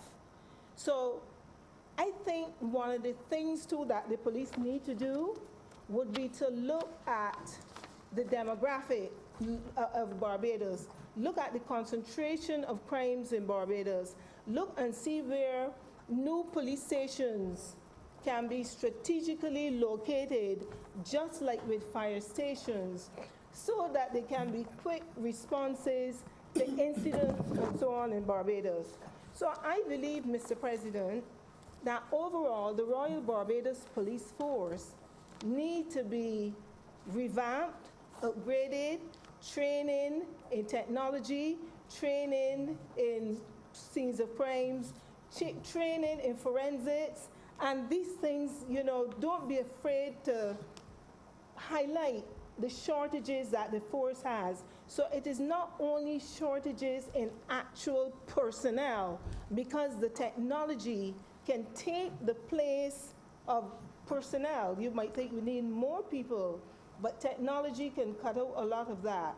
So, Mr. President, I hope that with those few words, I have highlighted a number of areas where the Royal Barbados Police Force can be improved, and also, as I said, with training and help their forces not to be so ill-mannered when they're dealing with people, and, you know, more customer service oriented. And Mr. President, with those few words, I'm obliged to you. Thank you. Thank you, Senator. I next recognize Senator Greenwich. And I thank you for recognizing me, sir. Mr. President, the person who came under the most criticism for this, I wouldn't say a fiasco, this misunderstanding, mistake, whatever, relating to the second Deputy Commissioner of Police, was the Attorney General. Some people had even asked for his resignation on it. And when I reflected on it, I thought to myself that it was indeed unfortunate that some persons actually took this harsh position. So I want to begin, thank you, by looking back at centuries ago when the English people coined a phrase, and that phrase was, "Uneasy is the head that wears the crown." Uneasy is the head that wears the crown. And I think what the English were saying there is that the monarch, whether it be the king or the queen, never has an easy job. That sitting on that throne was no bed of roses. That the person at the helm, generally, not necessarily on the throne, is always responsible. And I thought to myself, you know something? Over the years, attorneys general in Barbados have found themselves in similar positions. They're always in the firing line. Uneasy is the head that wears the crown. And so it took me back to over 40 years, and I know you will remember, Mr. President, about that which I now speak. I attended, sir, a meeting in the St. Patrick's area. I live in St. Philip. And for the people who do not know the relationship between St. Patrick's and St. Philip, St. Patrick's is the most easterly corridor of Christchurch, but it is the most westerly corridor of St. Philip. It is there that the two parishes kiss.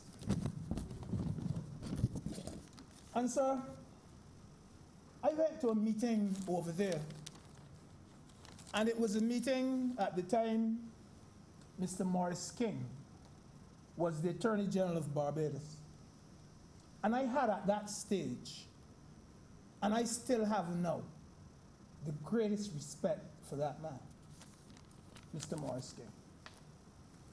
I was not yet a member of the Barbados Labour Party, and therefore I can speak with a certain amount of innocence on this matter. On the platform was obviously a member of the Barbados Labour Party. And his thesis, his criticism, his attack on that stage was that the Attorney General does not know what is going on. And they were throwing some lashes in Mr. King. And the speaker, I almost call his name, the speaker went on to say, you know why he's no good? Everybody is suing him.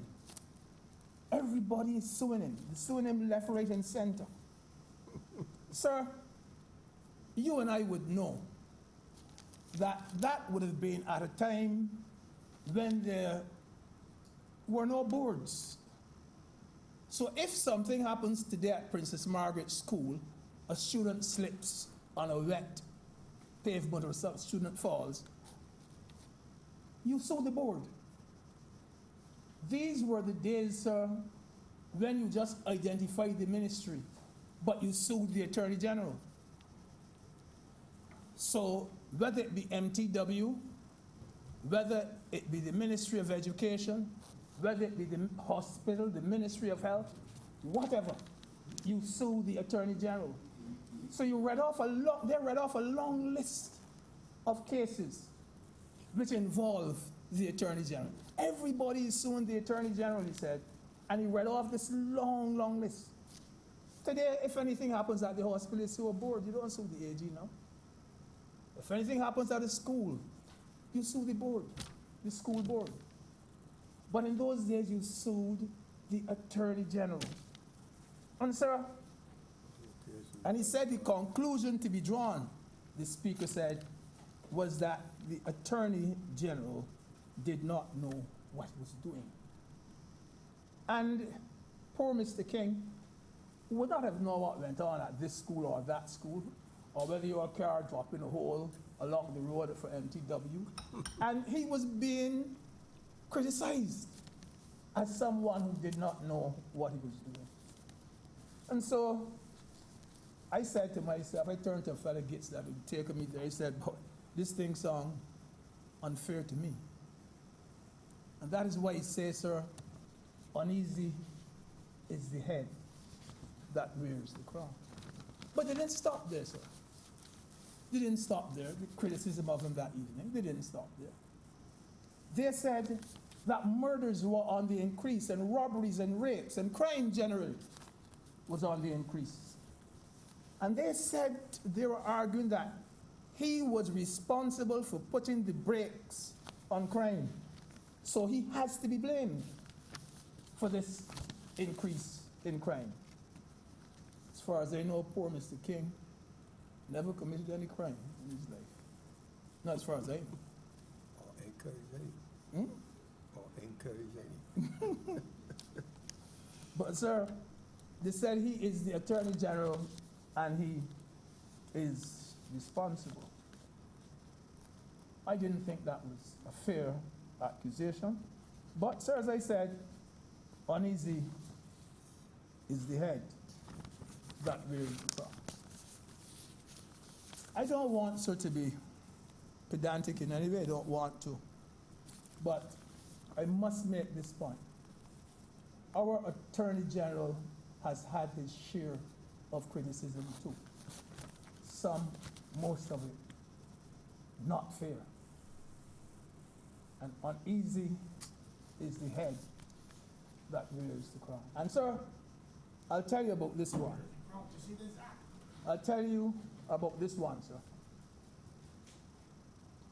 When I was at law school, I learned of a rule called the EJUSDEM, that's what EJUSDEM. Pronounced like if the J was an H. EJUSDEM generous rule. And it had to do with legal drafting and statutory interpretation. And sir, that is a rule that says that where particular words are followed by general words, the general words must be construed as EJUSDEM generis of the same category with the former. So the general words must be limited by reference to the former words. A bit confusing the way it is put. But sir, what it is actually saying is this. If you hear me say, or if you read in an act about zinnias and begonias and gerberas and sunflowers and daisies and daffodils and such like comes after that, you are restricted to flowers. You are restricted to flowers. You can't imagine that behind there will be mango trees and so on. You are restricted to flowers. Sir, I'll give you an example of what I mean, and then I'll tie it in, and you'll see exactly where I'm coming from. Sir,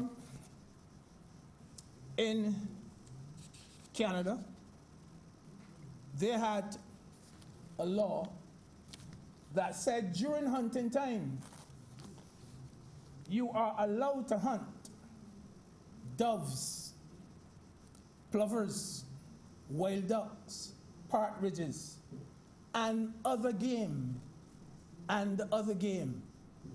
No, sir, a fellow was caught. He shot a deer. And he paid dearly for it.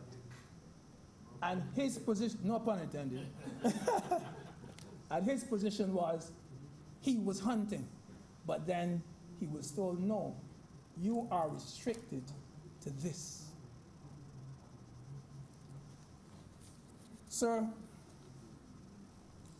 a father took his son to university and took him to the bank, rich man.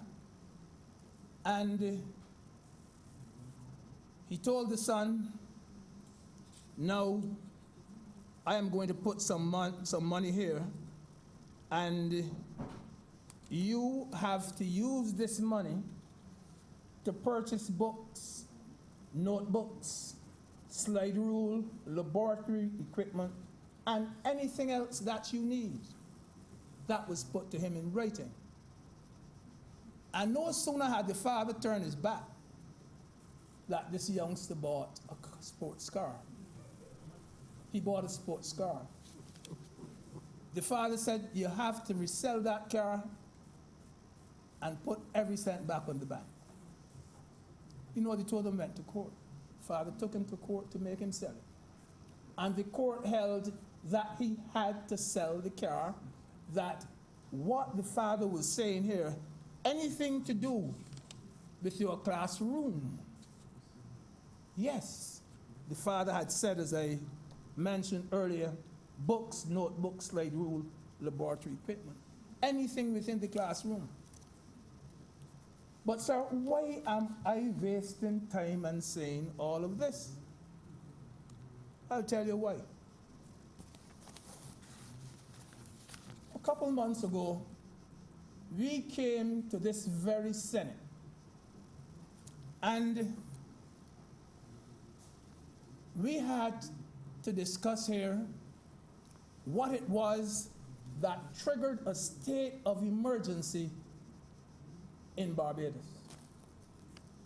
Sir, the act that we were looking at, the legislation said this is what can trigger that state of emergency: war, unrest, and other calamities. War, unrest, and other calamities. When I look at what other calamities can be, I said war, unrest, I suppose riots would pass, I suppose demonstrations would pass, uprising, political disturbance, civil protest, anarchy, that type of thing would pass. No, sir, we never had anything like a pandemic in contemplation when we were discussing that act, or when it was drafted. And so, sir, the Attorney General had said the best thing for me to do is to make assurance doubly sure. Let me go to Parliament and let me seek permission for having a health issue like the coronavirus listed as a possibility for triggering a state of emergency. But sir, we had it on the floor of this Senate that the Attorney General does not know what he's doing. He doesn't know what is going on. It is there already, he can do it. He doesn't have to. Point of order, Mr. President. I hate to interrupt the honorable member, but he's misleading the House. Oh, what do you raise, sir? I see he's misleading the Senate. You see, that a public emergency has arisen as a result of the imminence of a state of war between Barbados and another state, or as a result of the occurrence of any earthquake, hurricane, flood, fire, outbreak of pestilence, outbreak of infectious disease, or other calamity, whether similar to the foregoing or not. The Constitution has covered everything.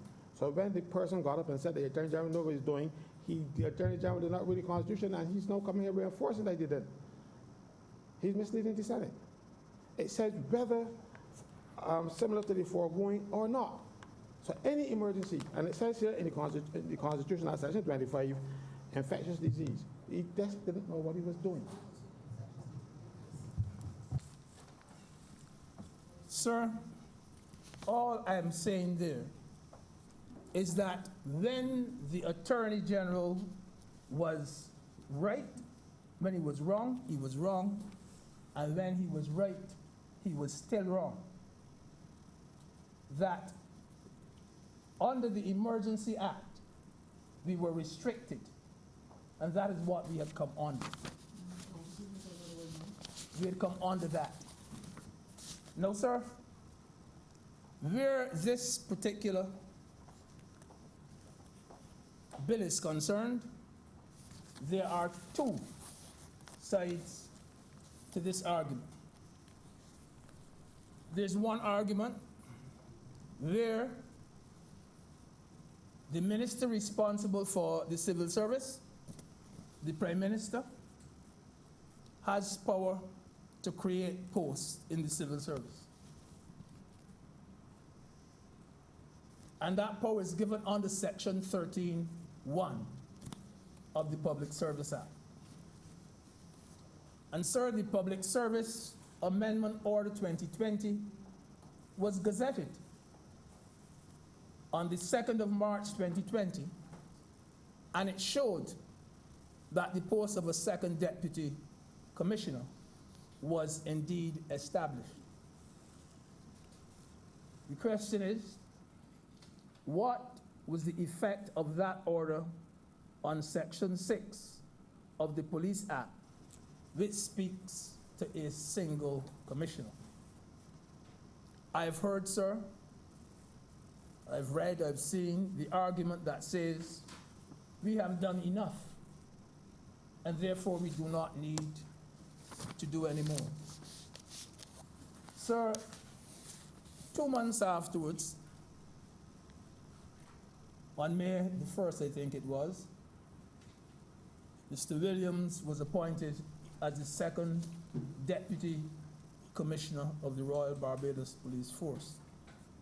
We already know that Mr. Boyce had already been appointed as a Deputy Commissioner as well. And then there was a second position or argument, and that one was saying that we cannot escape the fact that the order should have been laid in Parliament. We cannot escape the fact that the order should have been laid in Parliament. The second argument is also saying that the order is of no effect without parliamentary approval. And it is also saying that that order cannot trump or cannot impliedly repeal the Section 6 of the Police Act, and that Parliament has to tidy up the matter. So those are the two sides. Those are the two sides. And I must say, sir, that I never thought that when the concept of implied repeal was mentioned by the Prime Minister, it was not, I would never thought it was done in a kind of pushback manner. I never thought that it was done as if to say, we have done enough. I thought it was just mentioned as to say that there is something called implied repeal which we may be able to look at. We may have to look at it. That is all I think that the Prime Minister had been saying then. But as Senator Moore alluded this afternoon, so far, no one has refuted our starting position in this matter, which is that the organizational structure of the Royal Barbados Police Force is such that it can now accommodate 2 deputy commissioners of police. There is now enough work for 2 persons at that rank.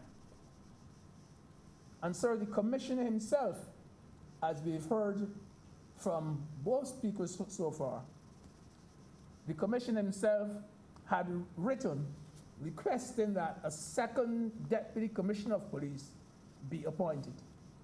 And that, sir, is what had triggered the appointment in the very first place. Sir, long before this matter was raised in the Senate, sir, 2 khaki uniformed policemen had spoken to me on this matter. I do not know, cannot remember, didn't even try to remember their exact positions in the force. But they would have to be at the rank of senior superintendent of police, assistant commissioner, somewhere up there, because they're really khaki.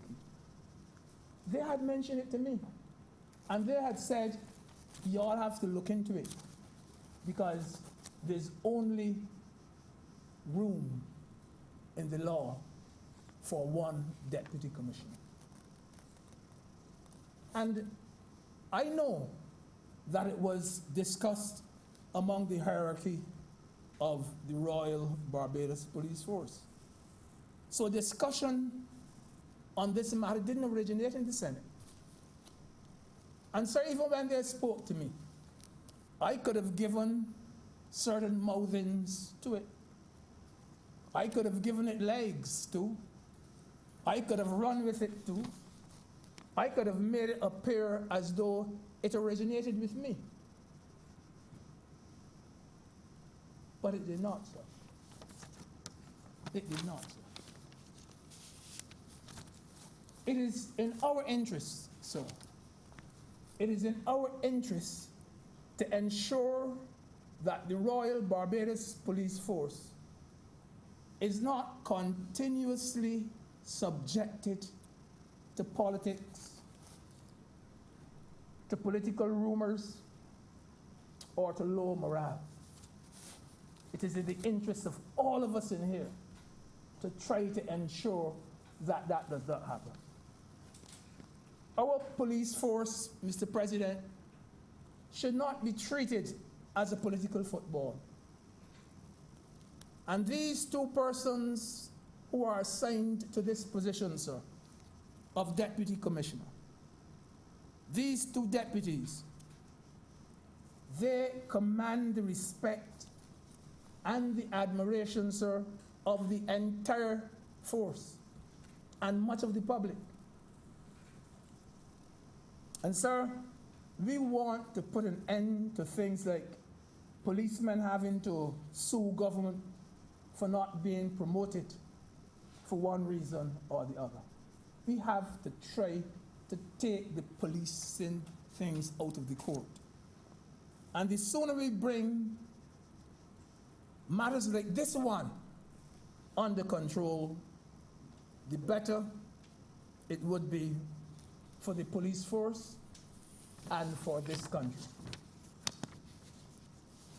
Sir, I am willing to let, you could almost say the other side, to let the other side, sir, put its case at its highest.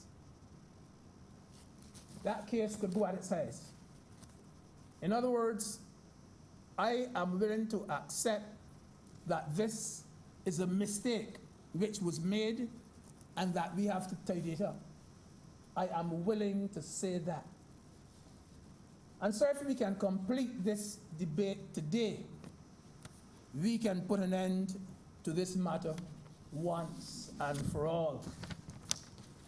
And I like the route we are going. And I say, sir, that if we go this particular route, not a fella will be able to argue that it does not have binding force.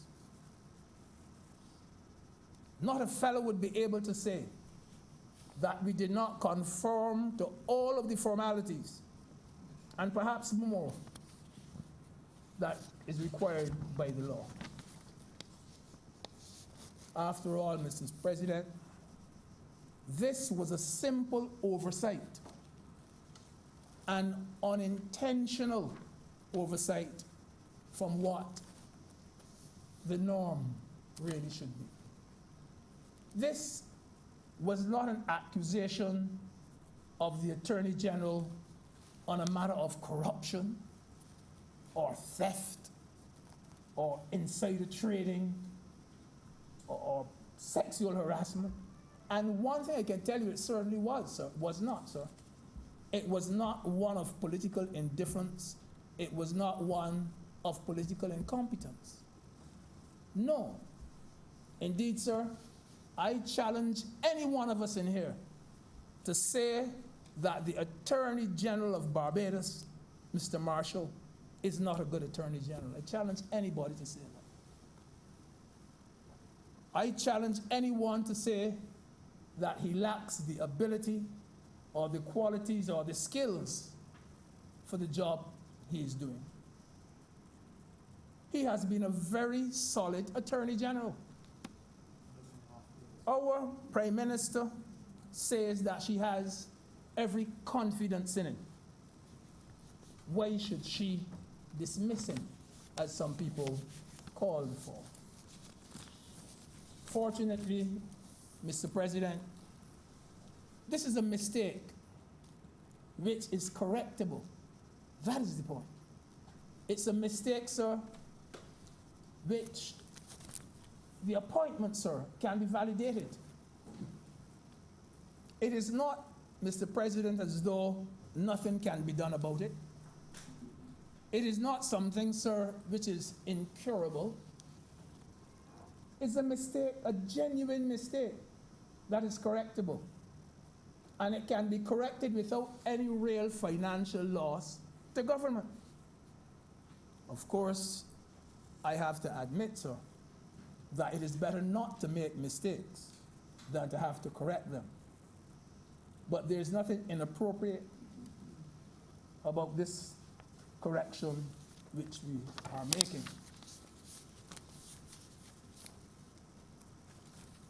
Even if it were possible, Mr. President, to avert this apparent breach by relying on the concept of implied repeal, even if that were possible, I personally prefer the route today, the one we are doing now, because most Barbadians understand this method of changing the act. That is, instead of saying one, we now say two. Most Barbadians understand that. I think, sir, that this is the more effective method. That is the method that most Barbadians understand. To most of them, sir, another route would be akin to define what they are anticipating should be done. I prefer this way. Because if we did it the other way, sir, that would have a more serious consequence. And it would create a more dangerous precedent. It would be a much steeper hill for us to climb. But once we go this route, Mr. President, I challenge anyone to say that in this matter, at any stage, this government acted as though it is above the law. Challenge anyone to say this once we do it this way. Sir, the point I'm making is that every misstep is not a dismissal misstep. Every misstep is not deserving of dismissal. Sir, my mother used to flog me when I was a boy, but she didn't flog me for every mistake I made. If she had flogged me for every mistake I made, she'd be flogging me all like, no.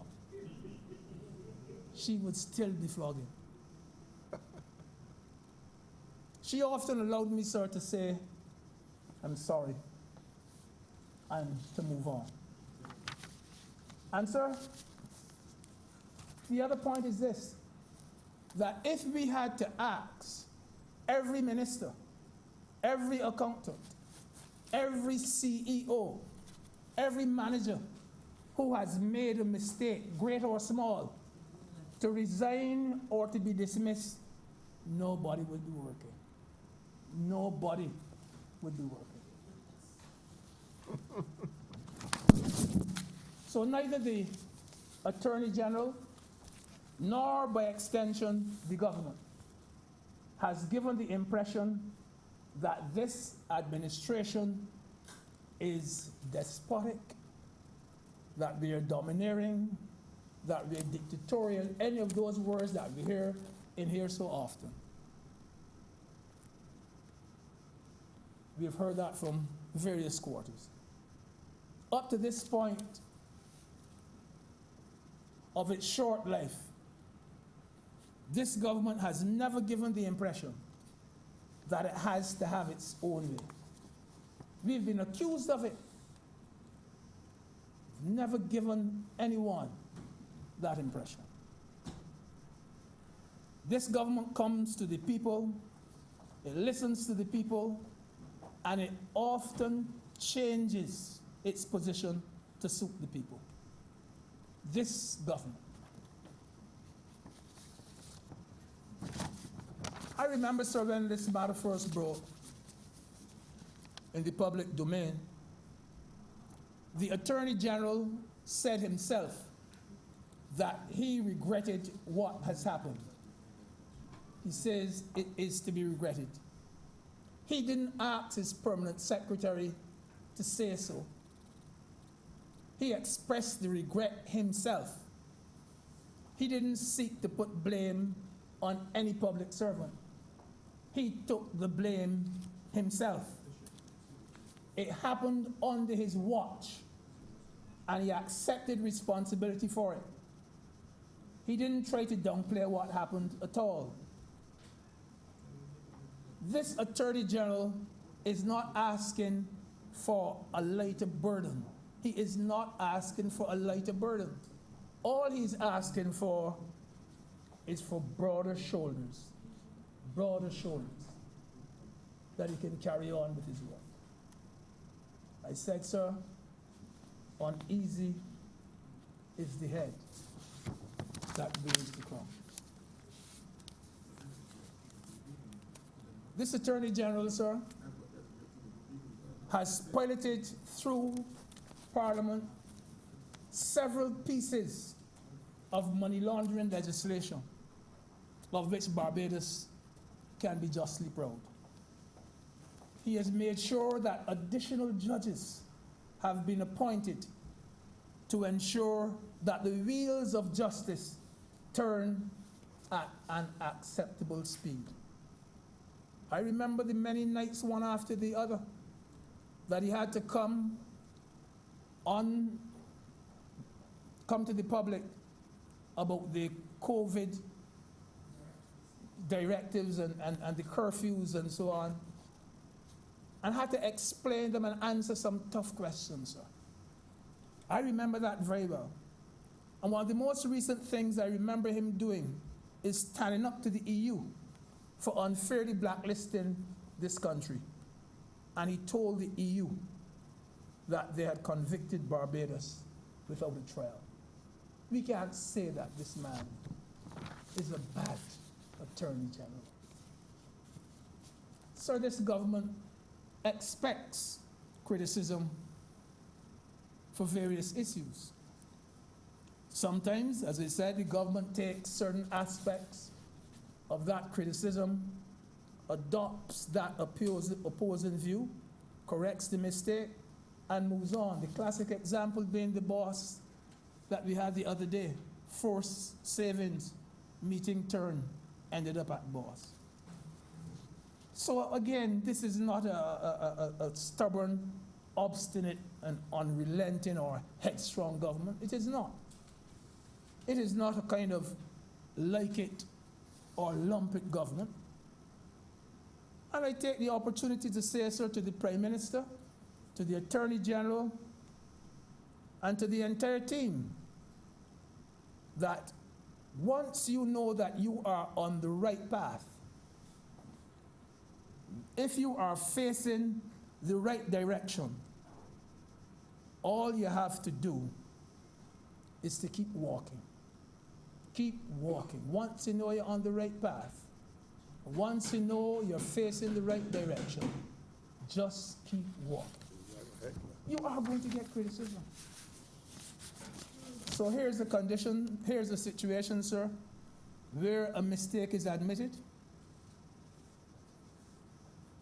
We come to regularize the situation, and we had to amend the legislation.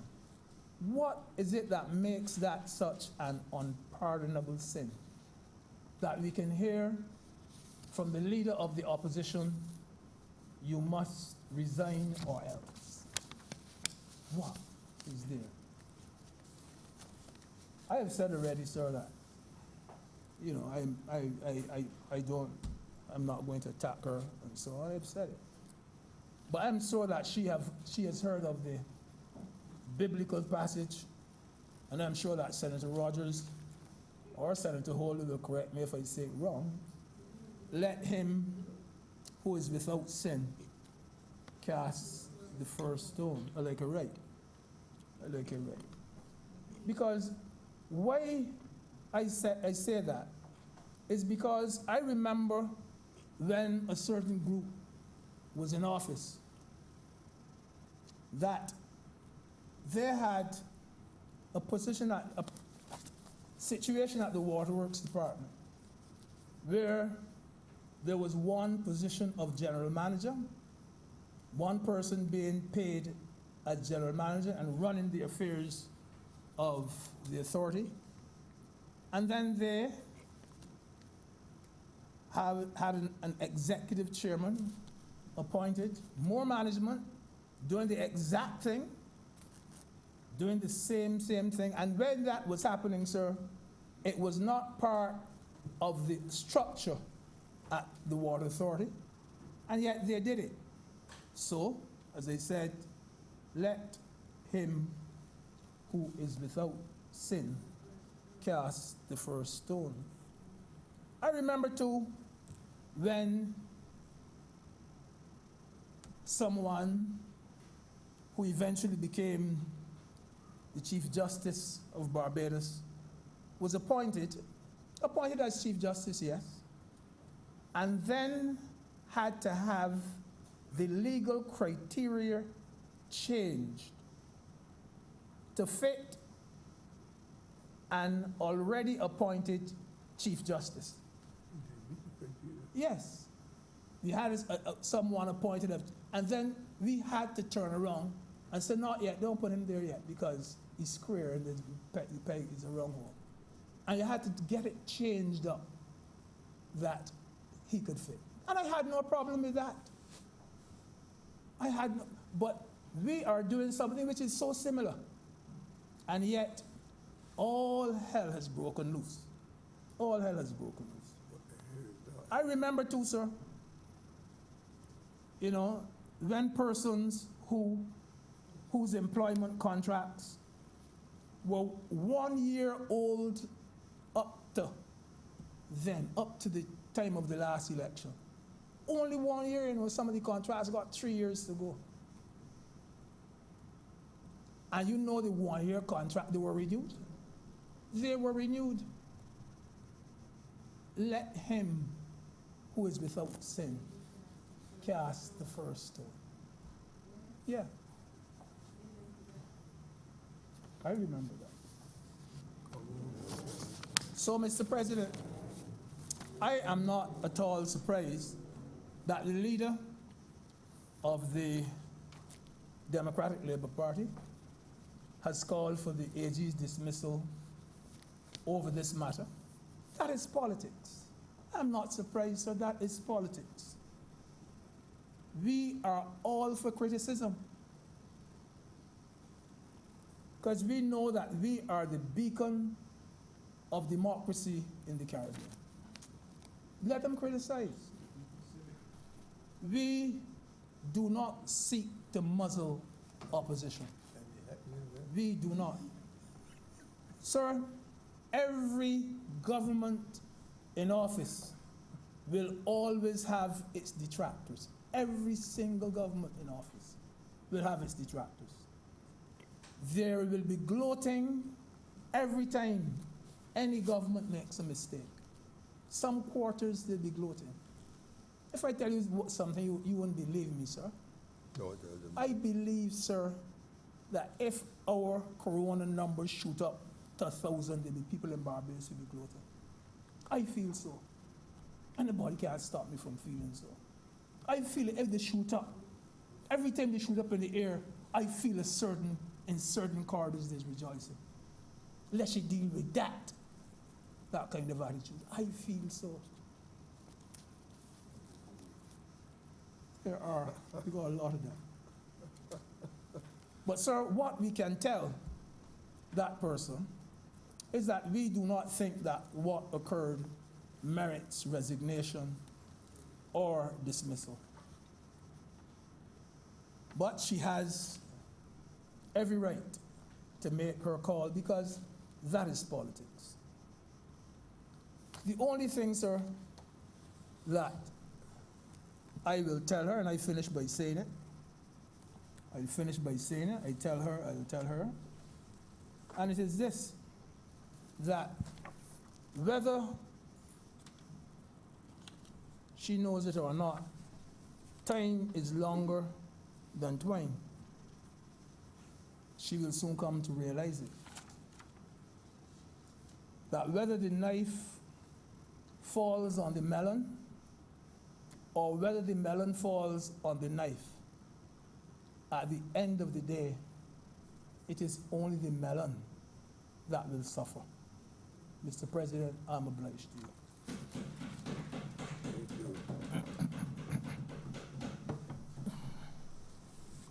I next recognize Senator Sand. Thank you, Mr. President. Well, I don't intend to be long this afternoon, and I simply rose to address a burning issue that I felt needed to be addressed, having heard the presentation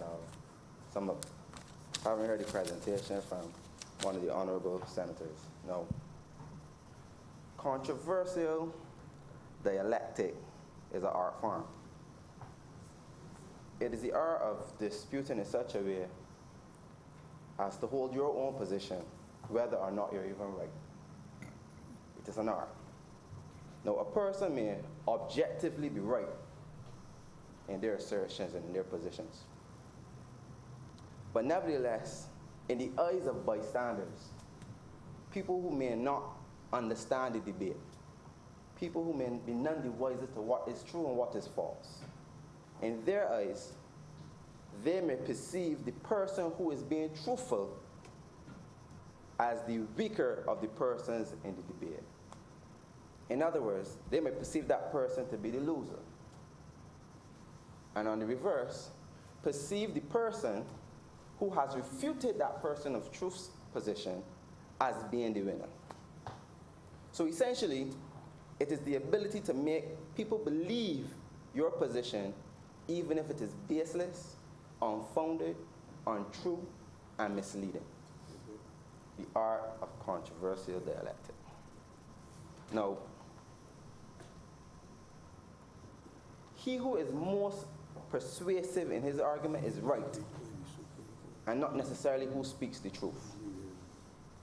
And after listening to one of the honorable senators this afternoon, I immediately thought to myself, he may be practicing this art form this afternoon. He may be. I say practicing, Mr. President, because I don't believe that he has mastered that art form. After listening,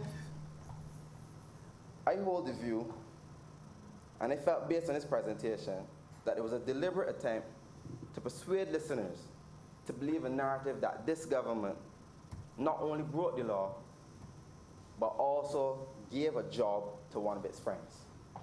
That was the suggested narrative that one of the honorable speakers and senators in this honorable chamber tried to persuade his listeners.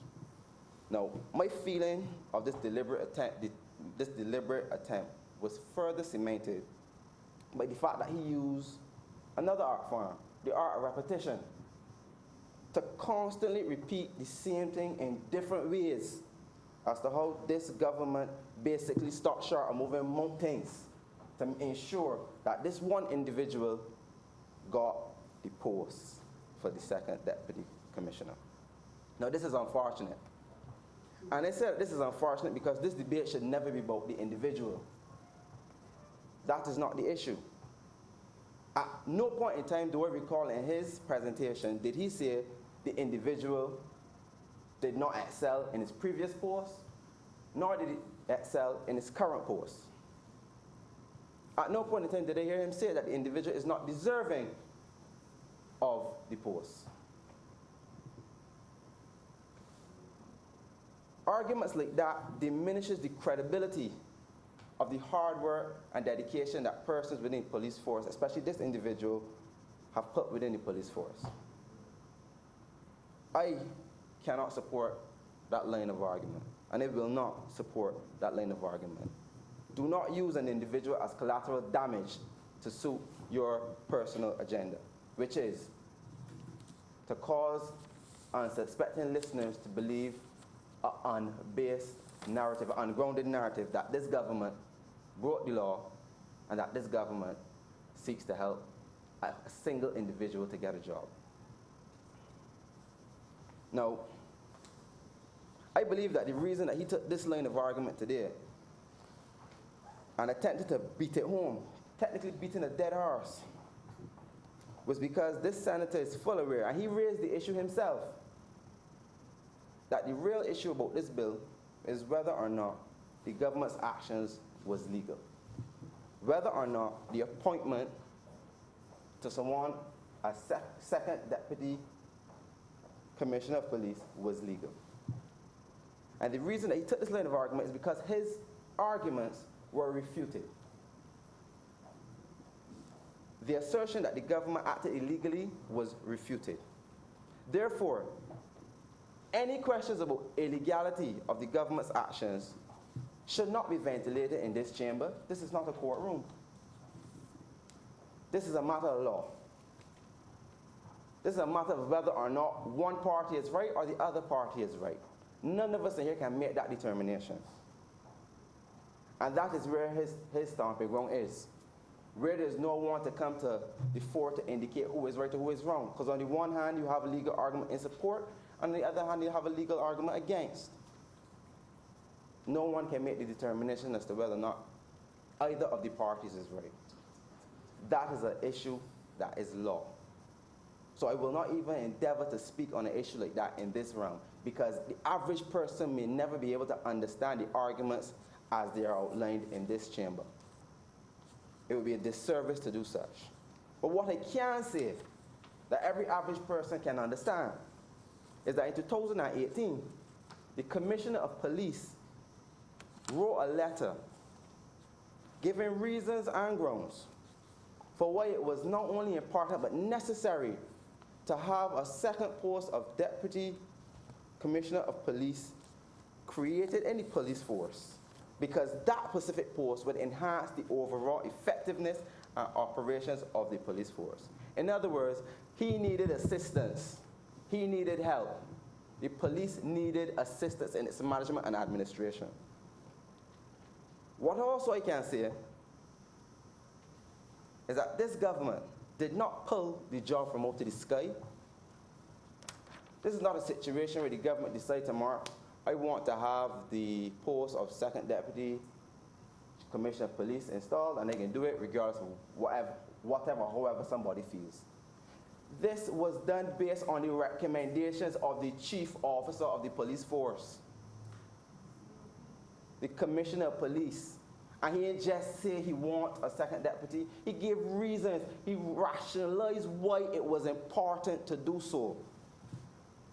And only after consultation, only after the request, did this government comply with the said request and appoint a person to second deputy commissioner of police. Now, I can accept that based on what my colleagues and the Greenwich had indicated, that it may not have been the best way of going about the appointment. But hindsight is 2020. In the current environment we were in, we were facing COVID. The Attorney General also indicated that if things were normal, we would have been here quicker, long time ago, we would have been here quicker than we wanted to be. But the unfortunate reality is COVID prevented us from getting here to do what we're currently here to do, which is to tidy up the form in which this appointment was done. But the reality remains is that the substance behind it all is uncontested. There's no issue about whether or not a second deputy commissioner should be appointed or whether or not the person there should or should not be there. That is not the issue. The issue solely relates to the form in which it was done. That is the issue. So, I don't want the Honourable Senator to cause the persons of Barbados to believe that the government has a specific agenda to help its friends, because constantly in this place, that is some of the speeches that we hear. The government want to help this body, the government want to help the big friends. That is the constant rhetoric that we hear. But I could not sit here today and allow this one to go past, because he willfully used an individual as collateral damage to help his own agenda. I cannot allow that to happen. So, Mr. President, in closing, regardless of whatever side of the fence you are on as it relates to the issue here, what is not in contention is that the post was needed, it was necessary, and that it was recommended, and the government acted on that request. What is also not in contention is that we are here today to tidy up any issues that persons may feel may have occurred. What is also important to note is that this government stands by its belief in the rule of law. And that is why we are here. And at no point in time in the government's actions has it acted unconscionable or biased. The position and post of Second Deputy Commissioner of Police is not one that is of issue now. Because if this bill passes today, it is now satisfied all parties involved in the issue. And with those few words, I'm obliged.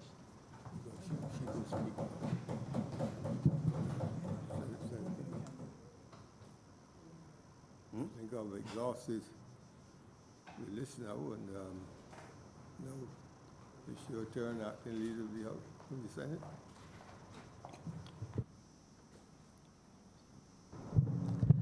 Thank you, Mr. President.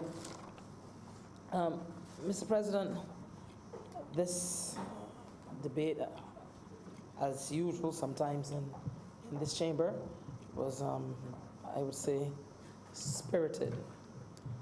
Well, what I would like to say on this issue, Mr. President, is that despite all of the insinuations of some kind of sinister motives and all sorts of wild, that's what I could call them, wild, out in left field type remarks by some individuals, I think most Barbadians will agree that the police force in Barbados, like anything else that we do in Barbados in 2020, needs modernization.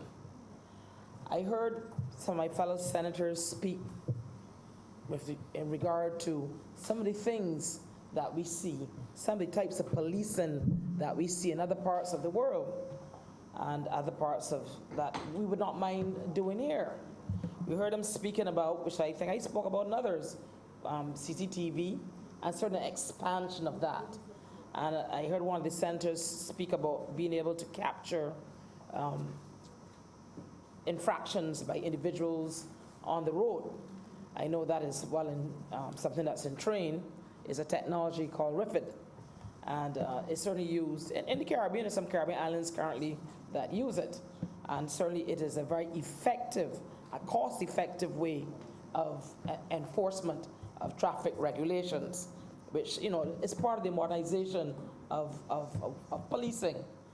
Rather than have tons of policemen out there in cars just sitting down waiting for you, which takes a lot of time. And we already said earlier that the police have said on many occasions, not just in 2020, but before, that they've always had some shortages of personnel in terms of the number of individuals actively working in the police force at any one time. So certainly some of these modernization techniques that we have spoken about today would assist in their ability to be able to perform their duties in a reasonable and efficient manner. We heard people speaking about drones. We've seen it, we know it. Drones have good and bad ways in terms of how people use them. But we do know drones are very effective and are used worldwide, and not just in policing, but even in health and in all types of endeavors. And so certainly, once again, that is some of what we're speaking about here, where you're trying to improve a system, trying to improve an entity. And so not only is the entity improved by some of the things that they do in terms of technology, but also in terms of personnel and the number of personnel needed in order to perform the job function. I think the Deputy President of the Senate, Mr. President, spoke about appointment of new judges. I think we will be speaking about that in a bit, well, not judges, but appointments again, where that would help speed along the judicial system. And policing is like anything else.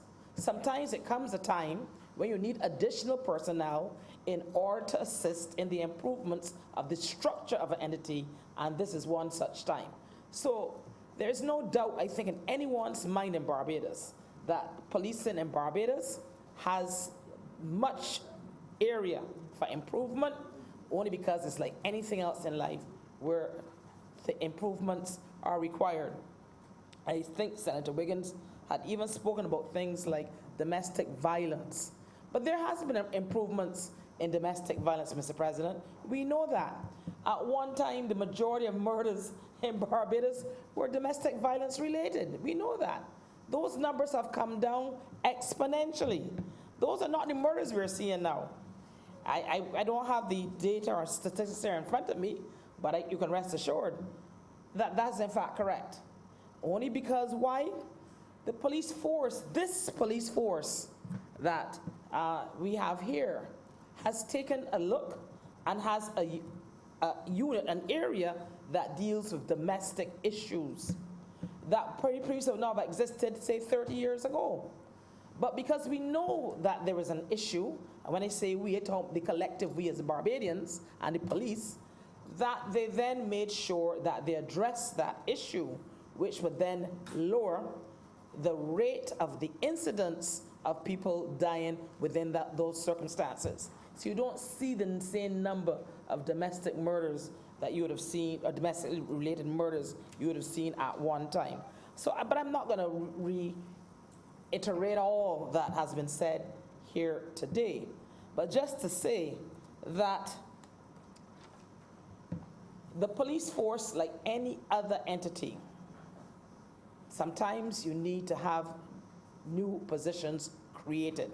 I do not think there's any entity in this world that has the same number of individuals that it would have had 20 or 30 years ago. You continue to have positions in order to assist in your being able to be efficient and expeditious in the application of what is required of your entity. And this is one such. And with regard to, and I must, Mr. President, comment on this. It was said in here that an individual was given the job because there was some friend or some kind of political motivation or what have you. Absolute rubbish. Absolute rubbish. I just want to say this, Mr. President. The Protective Service Commission appointed Mr. Williams. It was not necessary to advertise the post since the previous Service Commission placed Mr. Williams at the top of the priority list to be appointed if there was a vacancy between May 1st, 2018 and May 1st, 2020.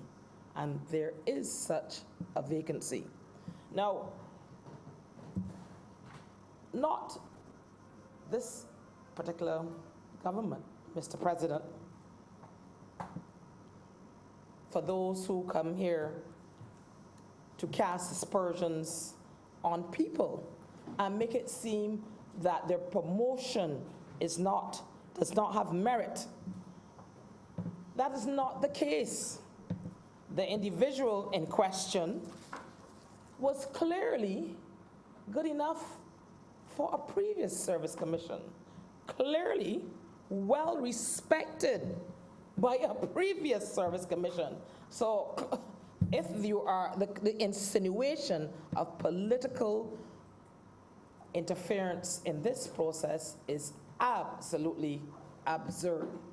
And it really is disappointing, Mr. President, sometimes when people who are so deserving, so well respected, and not just within the police, the area of the police force itself, but outside. But outside the police force, no one has anything negative to say about the individual. They're highly respected, more respected than many people. but yet people could cast aspersions on their character and say all kind of things in order to make some sort of baseless argument that has no foundation. Let me just indulge me, Mr. President, because I won't make it long. Let me repeat. A previous service commission placed Mr. Williams at the top of the priority list for those who will continue to believe other than what is in fact true.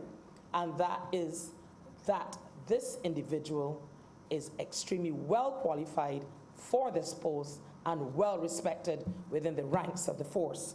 And make no mistake about that, and outside of the force. Now, in wrapping up, Mr. President, I would just like to say that the Barbados Police Force, we would hope going forward, all of the other issues that people spoke about here today, like morale issues and all these other myriad issues one would get within the structure of any entity, can all move forward. All these things can move forward where we can have a functioning police force that is a good police force. And I can say, and I said it earlier in my initial presentation, the Barbados Police Force is well respected throughout the Caribbean. I have not been to a single Caribbean island where the people do not hold the Barbados Police Force and policing in Barbados in high regard. There's no perfection in anything. There isn't. But not even in, there's no perfection. Nothing. There's no perfection in trade union movement or trade unionism. So, but what we do know is that the police force here is regarded by others as being a sound, well-functioning, well-run entity in many respects, and we want that to continue. And so in closing, Mr. President, I beg to move that Your Honor, beg to move that this bill now be read a second time. The question is that the bill under consideration be now read a second time. All honourable members in favour, please say aye. Those against, please say no. We think the ayes have it. Mr. President, I beg to move that Your Honor do now leave the chair and the Senate resolve itself into committee for further consideration of this bill. The question is that I do now leave the chair and the Senate resolve itself into a committee of the whole Senate for the further consideration of this bill in committee. All honourable members in favour, please say aye. Aye. Those against, please say no. We think the ayes have it, and we are now in committee.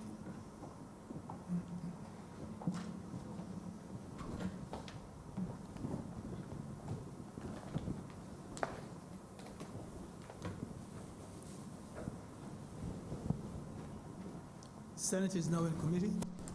Clauses 1 to 4.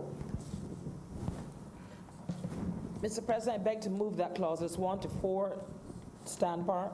The question is that clauses 1 to 4 stand part. Honourable senators in favour, please say aye. Those against, please say no. Methinks the ayes have it. Clauses 5 to 7.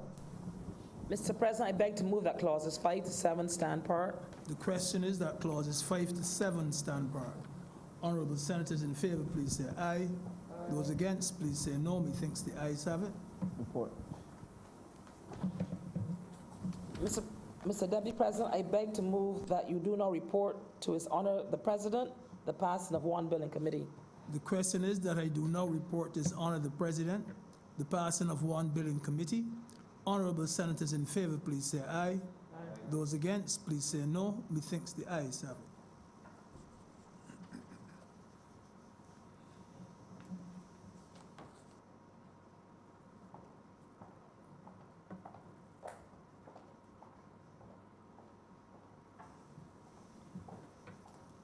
The chairman has reported to me the passes of the bill under consideration in committee.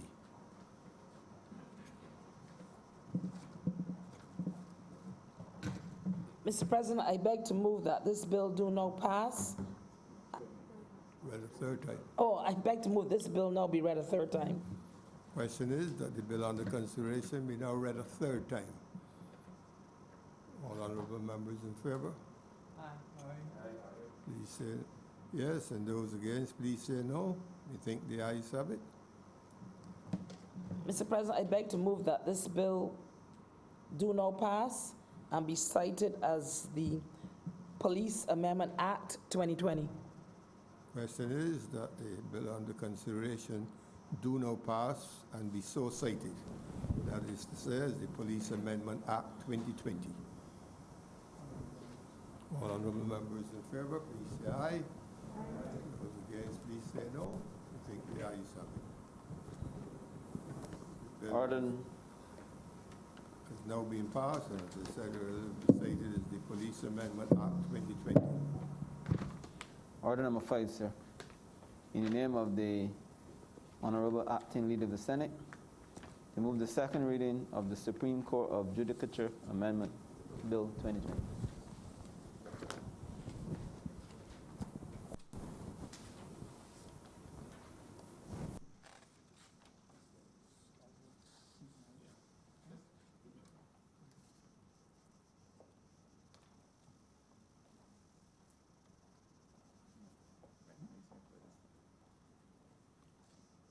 Item number 5 on the public business.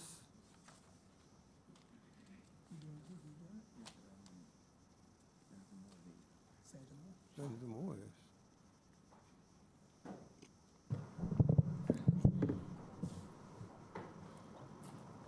Thank you, Mr. President. Mr. President, this bill, the Supreme Court of Judicature Amendment Bill 2020, is one that is needed as it creates the post of a second master of the Supreme Court. Now, as you know, Mr. President, there was an increase in the number of judges in recent times because for a long time there have been complaints by in many sources, by the public, Professions. by the public, Mr. President, in terms of the length of time that cases would take to be adjudicated in Barbados. We've even had criticism, Mr. President, all the way at the Caribbean Court of Justice, at the length of time that these cases take before they come to some level of conclusion. And in an effort to address this issue, there were additional posts of judges created in order to expedite some of the backlog of cases within our system. I think, Mr. President, I can say without fear of contradiction that there are many Barbadians who have cases in the court system that go back years and all types of matters, criminal matters, civil matters, all types of matters. But as I said, in order to address this backlog, judges were created. But once post of other additional judges was created, but Mr. President, you would appreciate that once you create any post like that of a judge, you would need administrative support and other support within the system. And so the post of master is warranted because it will assist with the increase in the amount of work that is now present. Right now, there's only one master. It would allow for the handling of the case management duties in the additional civil and commercial matters. Where if you just had continued with one master, these additional civil and criminal matters and the case management of them would then fall on a single individual. And certainly this will assist in the expediting of these cases within our system. I think we can all agree that there needs to be some level of alacrity in the movement of the matters through the judicial system. Mr. President, I know as an attorney at law that you would understand that once a matter comes to court, this is a process. And even when you have your matter adjudicated in a particular court, you may have the right of appeal. And then that too will take some time. So you really would not want, Mr. President, to have your matters held up because of a lack of administrative application towards that matter. And so the master, an additional master, would certainly help in that regard. Basically what I'm trying to say, Mr. President, that it will do what? It will enhance the administration of justice. That's what it will do. It will enhance the administration of justice. I think that most Barbadians will be pleased to know that the government understands that we have to ensure that justice in Barbados has some level of speed in which people have certainty as to where their matters are going. That's what, because people need certainty. They cannot move forward without that. And as long as the matter is somewhere within the system and has not been adjudicated, there is a level of uncertainty, which sometimes hurts an individual for all kinds of reasons. I'll give you an example, Mr. President. If you are charged with a criminal offense, and you may be innocent, but until such a time that your matter is adjudicated, no one sometimes will even give you a job because it's languishing in a court for years. It was a matter of, an insurance matter. You may need the money to be able to move on. That's why you had the insurance in the first place. So if it's taking you 15 years, then clearly it is not doing what it's meant to do. And so we have to be careful that when we do increase the number in one area, we do not fall down by not recognizing that we don't want to not have the support basis in order for that increase to do what it's meant to do, which is to expedite these judicial matters. Now, the master of the court, I think most of the people in the legal sphere will be very glad to know that we're creating an additional master, which will certainly help in the expeditious manner in which these cases then go along. And I also believe that, once again, when it comes to the administration of law and order, the administration of justice in this country, we are going in the right direction. And what is that direction? That direction is to ensure that people's matters are not languishing and just sitting there and not being addressed or attended to. Because, as I articulated earlier, one would want certainty and closure to many of these situations. Always remember, Mr. President, there's an age-old adage: justice delayed is justice denied. And with those few words, Mr. President, I beg to move that this bill be read a second time.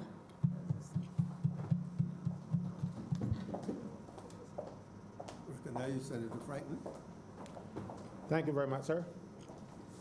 I will not delay the Senate for very long. I have no difficulty with the government appointing additional masters of the High Court. I don't know enough about it. My concern is that, and I'll go back to the original amendment to the Act that provided for a master. It says, a master of the High Court shall be appointed by the Governor General on the advice of the Prime Minister after consultation with the Chairman of the Judicial and Legal Service Commission. Sir, That is wrong. It has been the case since 2006, but I only now saw it. Well, many say I only now saw it, I may only now saw it since this came into force. The Prime Minister does not advise the Cabinet General on the appointment of any public officer, and the Master of the High Court is a public officer. The Prime Minister can be consulted on the appointment, or is consulted on the appointment of heads of departments and their deputies, permanent secretaries and their deputies, and a few other senior posts in the public service, but not in this case. The Constitution, there was an amendment to the Constitution in 1974, and it says, What are you reading from? the Constitution, sir. The first, you mean earlier, I read the original act, a Master of the High Court. This is what was done in 2006. A Master of the High Court is appointed by the Governor General on the advice of the Prime Minister after consultation with the Chairman of the Judicial Legal Service Commission. Public officers who are subject to the Judicial and Legal Service Commission are appointed on the recommendation of the Judicial and Legal Service Commission and not the Chairman of the Judicial and Legal Service Commission. That's one point. But at this point, are we not only creating the post? Sir, sorry? Are we not at this stage only creating the post? Sir, but no, sir. What we are saying is that we are creating additional posts of master, 1 or 2 or 3, I don't more, because it doesn't say how many. It just says that masters. But what I am saying, sir, is that the Prime Minister does not advise the Governor General on the appointment of public officers. But are we at the stage of appointment of the officer? Are we only creating the post? No, sir, we are both. This amendment says, Masters of the High Court shall be appointed by the Governor General on the advice of the Prime Minister. This is what we are now debating. And I'm saying, sir, that the Prime Minister does not advise on the appointment of any public officer. The Prime Minister, in accordance with the Constitutional Section 99,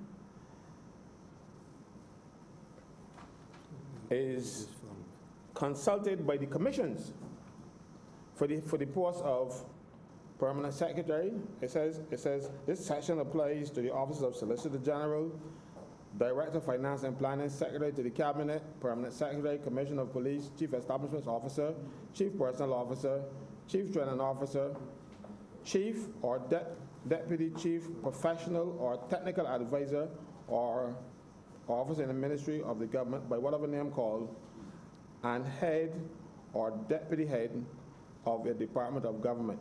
The commissions consult with the Prime Minister. When they propose to make an appointment of a particular person, they consult the Prime Minister if they fall into this category. Master of the Supreme Court is not one of them. So the Prime Minister does not have any say in the appointment of the Master of the High Court, or any Masters of the High Court. Mind you, it says so in the Supreme Court of Judicature Act. But the Supreme Court of Judicature Act flies in the face of the Constitution. The Constitution does not give the Prime Minister power.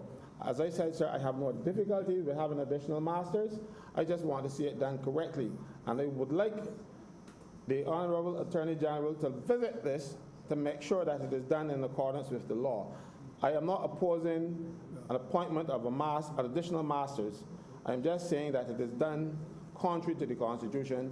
You are reading from Part 6A, Master of the High Court, which is to be found 69A 69A. of the Supreme Court of Judicature Act, and the amendment just takes off a master and substitute masters. So the mistake has continued into the new amendment. I don't blame them, but what grounds me in my belief is that Section 69A(4), subsection 69A(4), says Section 93 of the Constitution applies in respect of the removal or discipline of a master. Section 93 deals with the appointment disciplinary control of persons subject to the Judicial and Legal Service Commission.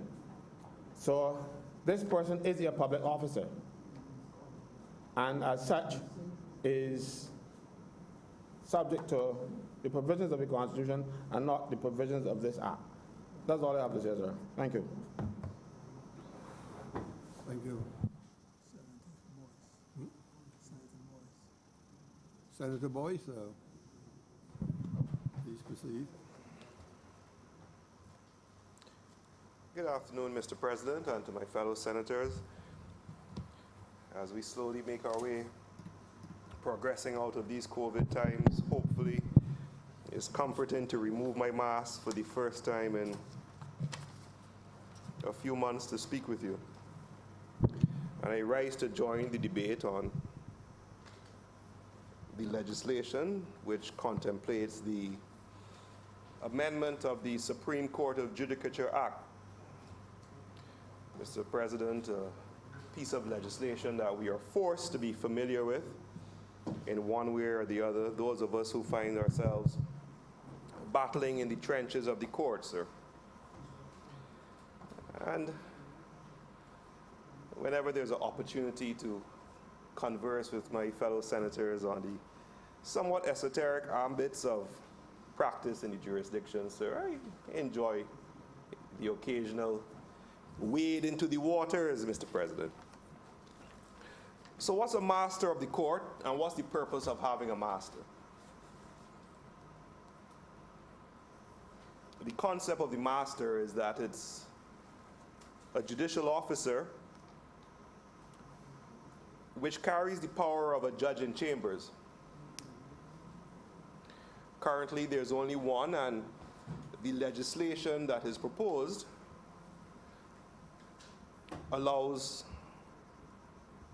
and uses the plural text, Mr. President.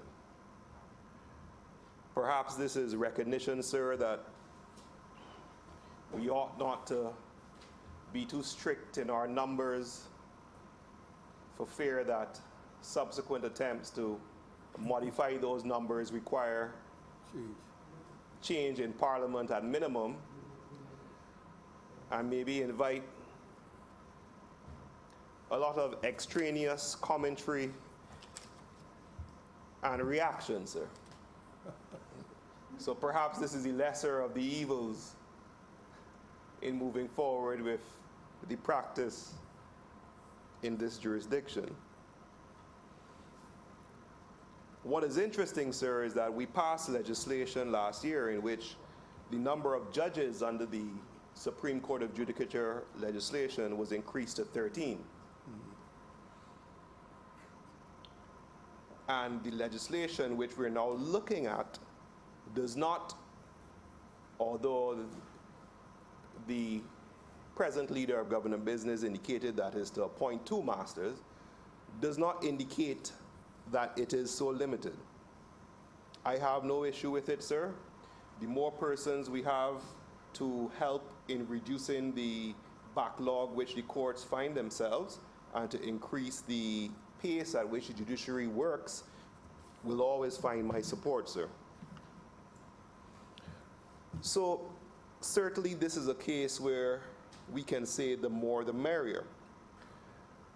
But just to have a bit of a conversation, sir, what does a master do? A master carries the role of essentially, sir, I would submit, filtering the litigators and dealing with the skirmishes. Those actions that we enjoy so much, Mr. President, interlocutory motions, oral examinations, evidence from foreign courts, habeas corpus applications, even bail, sir. And the concept is that the master is the person by whom we can take these skirmishes as we move our troops into battle. You know, I'm going to digress a bit, but we enjoy this, Mr. President, as civil litigators. We don't get often to talk about this. So, sir, Mr. President, and you and I are talking. I'm sorry, I'm also addressing the other senators. But when you're practicing a court case, the perception is sometimes that it's akin to an army battle. And invariably, before you fight the actual battle, you have to make sure your troops are in the right position, or else you might find yourself outmaneuvered. The other chap may have his resources stationed in an area of good coverage, and your chaps are out in the field. So the purpose of an interlocutory application is before you get to the final battle, you make sure everyone is on as fair a playing field as possible. It's part of the overriding objective of the CPR, where justice is done in a balanced way, as quickly as possible, and for the least amount of cost. But the purpose goes forward beyond that to also, as far as possible, deal with these these skirmishes, and therefore leave the fact-finding requirements to the judges. In other words, if I have a case which would require evidence to be taken, demeanor of a witness to be considered, that is where you want to have your judge or your fact finder observing the individual and making an assessment. If I have a situation where I'm declaring that the other lawyer did not provide all the documents that he ought to have provided prior to the battle, you don't want to take up the precious judicial time with the judge looking into that, and that is the role the master can play. So the master, long and short, aids in the impact of the court's efficiency, Mr. President. And we have, as set out by the leader of government business, sir, 13 judges, or provision for 13 judges, and we increased the number of divisions to 4, sir. So prior, it was civil, criminal, and family, and now we have civil, criminal, commercial, and family. This means there are 4 different divisions, and the aim or the hope is that by streamlining matters into their respective areas, you have a more efficient output of justice. What I have heard, sir, is that certain of the divisions are presently carrying a heavier load than other divisions, and that will happen. For example, sir, the family courts find themselves severely bogged down, and we also hear the stories with regard to the backlog in the criminal cases. So we can see, sir, how the addition of another master, and certainly providing provision to put another master after that, would assist in streamlining the judicial process in moving these matters forward. And I've heard the leader of government's business speak to alacrity and justice of time, and this is something which, without getting into her personal details, she'll be quite familiar with. But we must always remember, in our pursuit to deliver justice and other things quickly, that it takes time to get things right. And it's a balancing act, Mr. President, that has to be conducted between getting there, but in getting there and doing what is just in these circumstances. Sometimes getting there quickly will find that you have not heard all the relevant matters. And it is one of the considerations that the judges do have to balance, wherein to run someone from the seat of litigation, without having had the opportunity for that person to set forward the case, while there is the benefit of it being quick, the contrast, or what must also be weighed, is that just? But that's a function and that's a concern which those who sit in those offices have to consider, Mr. President. Not us. We simply implement the policy as far as possible of the government at the time. The intention of Parliament, sir, will be determined not by us, but by those who have to scrutinize these speeches and the words of the statute to ascertain what the intention was. Maybe that's a paradox. I am not sure, sir. But we have these divisions, and the utilization of another master or increased number of the masters will speed the result of justice. And then we have the uptake and the utilization of the web conferencing technology that has come out of this COVID scenario. And I've already spoken about it, sir, in terms of anecdotal reference to what I've had to experience and persons who I work with, wherein it may actually be a stage now, Mr. President, where we're suggesting that some of the judges can slow down, because literally, sir, you find yourself doing 3-4 matters on a single day with different Zoom meetings and different Microsoft Team meetings, sir. You actually find yourself split. So there are benefits to it, and we are all adjusting to the new regime. So if we give the judiciary the tools and the masters the tools, the only caveat that I see coming out of all this is that while we use the technology and we have the increase in the pace of justice, how do we make sure that in our obligation to the overriding objective, sir, of justice, that we ensure that those who don't have access, Mr. President, to the technology or the resources to utilize the technology, how do we take care that they're not disenfranchised, Mr. President?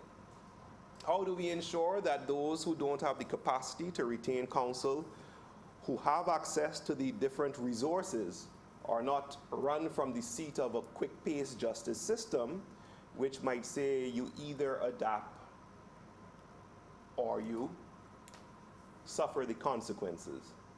So we must be mindful that not all persons or not all litigants have the benefit of having esteemed counsel, and we should be careful in our quest for expedience and efficiency that we don't leave those of less resources behind, Mr. President.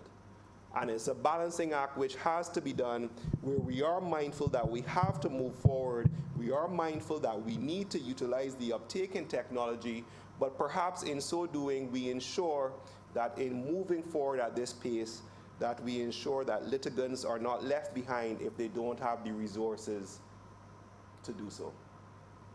And so this is something which I have no hesitation in supporting, and in the words of Calvin Broadus Jr., back to the lecture at hand.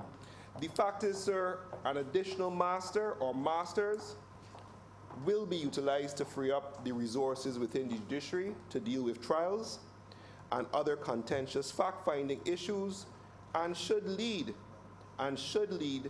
to some reduction in the clog or the backlog that is referred to the judicial system. I'm using the appropriate verb. Should. You did indicate earlier, will. Yes, sir. I think the appropriate verb is should. Yes, sir. So the aim is that let's give the resources, and we can support this legislation, and let us see how this support results in the reduction of these judicial matters. I thank you, Mr. President. Thank you. Back to you.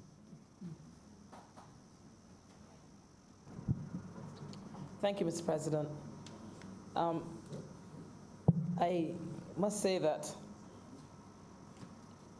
my fellow senator was very erudite in his presentation and explanation of the master of the court. And I think that all of us in here certainly benefited from some of what he said. But nevertheless, Mr. President, the salient point of this whole endeavor, of this creation of additional masters of the High Court, is for the expediting of matters. Yes, we all want to ensure that any matter that is done properly and that justice is served. And it's not just a matter of some sort of line of cases through the door like you do on some kind of assembly line in a factory. No one is suggesting that, at least. But certainly there's a backlog of cases in Barbados. We know that. We've heard it. We've been criticized all the way, and more than once, at the CCJ. So I don't think we need the CCJ to tell us that we need to be a little more expeditious in our application to some of these matters. I mean, we've seen in the paper, Mr. President, people being in jail and having spent more time in prison than they would have received had they been found guilty of the matter. And you hear the expression, or read the expression in newspaper, time served. You know, because why is this occurring? Because a lot of these cases is just this backlog. We hear of cases where the witnesses are no longer alive, they're dead, or out of the jurisdiction. We hear of cases where the judges are no longer around or that are not even in jurisdiction. It happens, retired, all sorts of things, because the length of time it takes for some of these cases to make it through our system. And certainly the appointment of additional judges, one will hope that it will address some of this, as well as additional masters of the High Court. And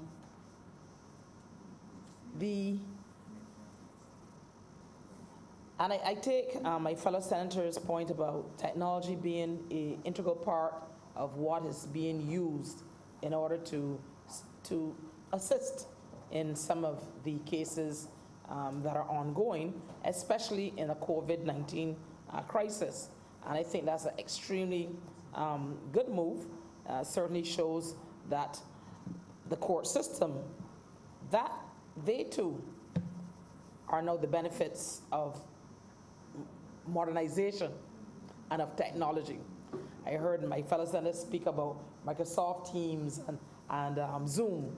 So I think most people in here, because they've had to use one or the other, or for some maybe Skype or one of the other applications, in order to just have a meeting, would understand that these technologies are also being used to adjudicate matters and to expedite them. So because the person may not be in a jurisdiction, whether it's the lawyer, the plaintiff, the witness, whomsoever.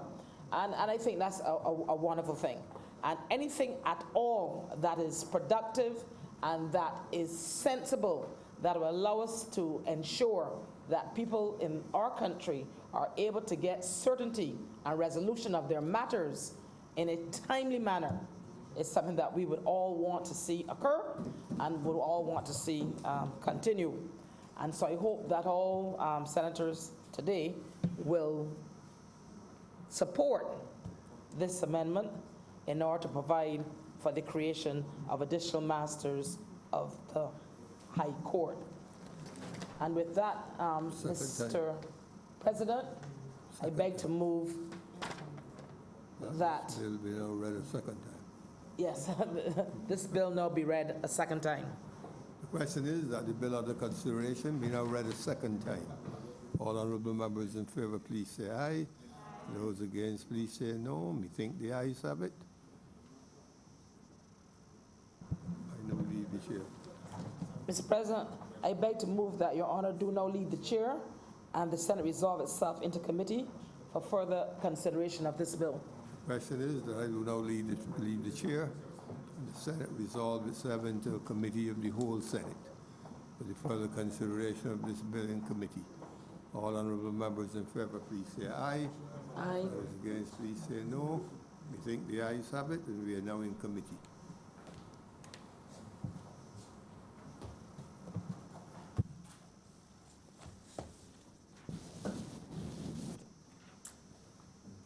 The Senate is now in committee.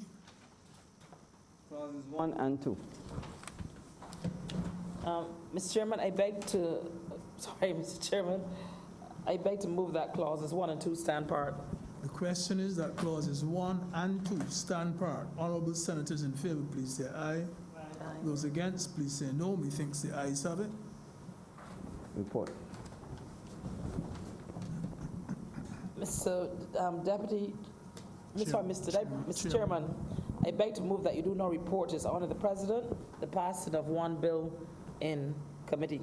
The question is that I do now report His Honour the President the passing of one bill in committee. Honourable senators in favour, please say aye. Those against, please say no. Methinks the ayes have it.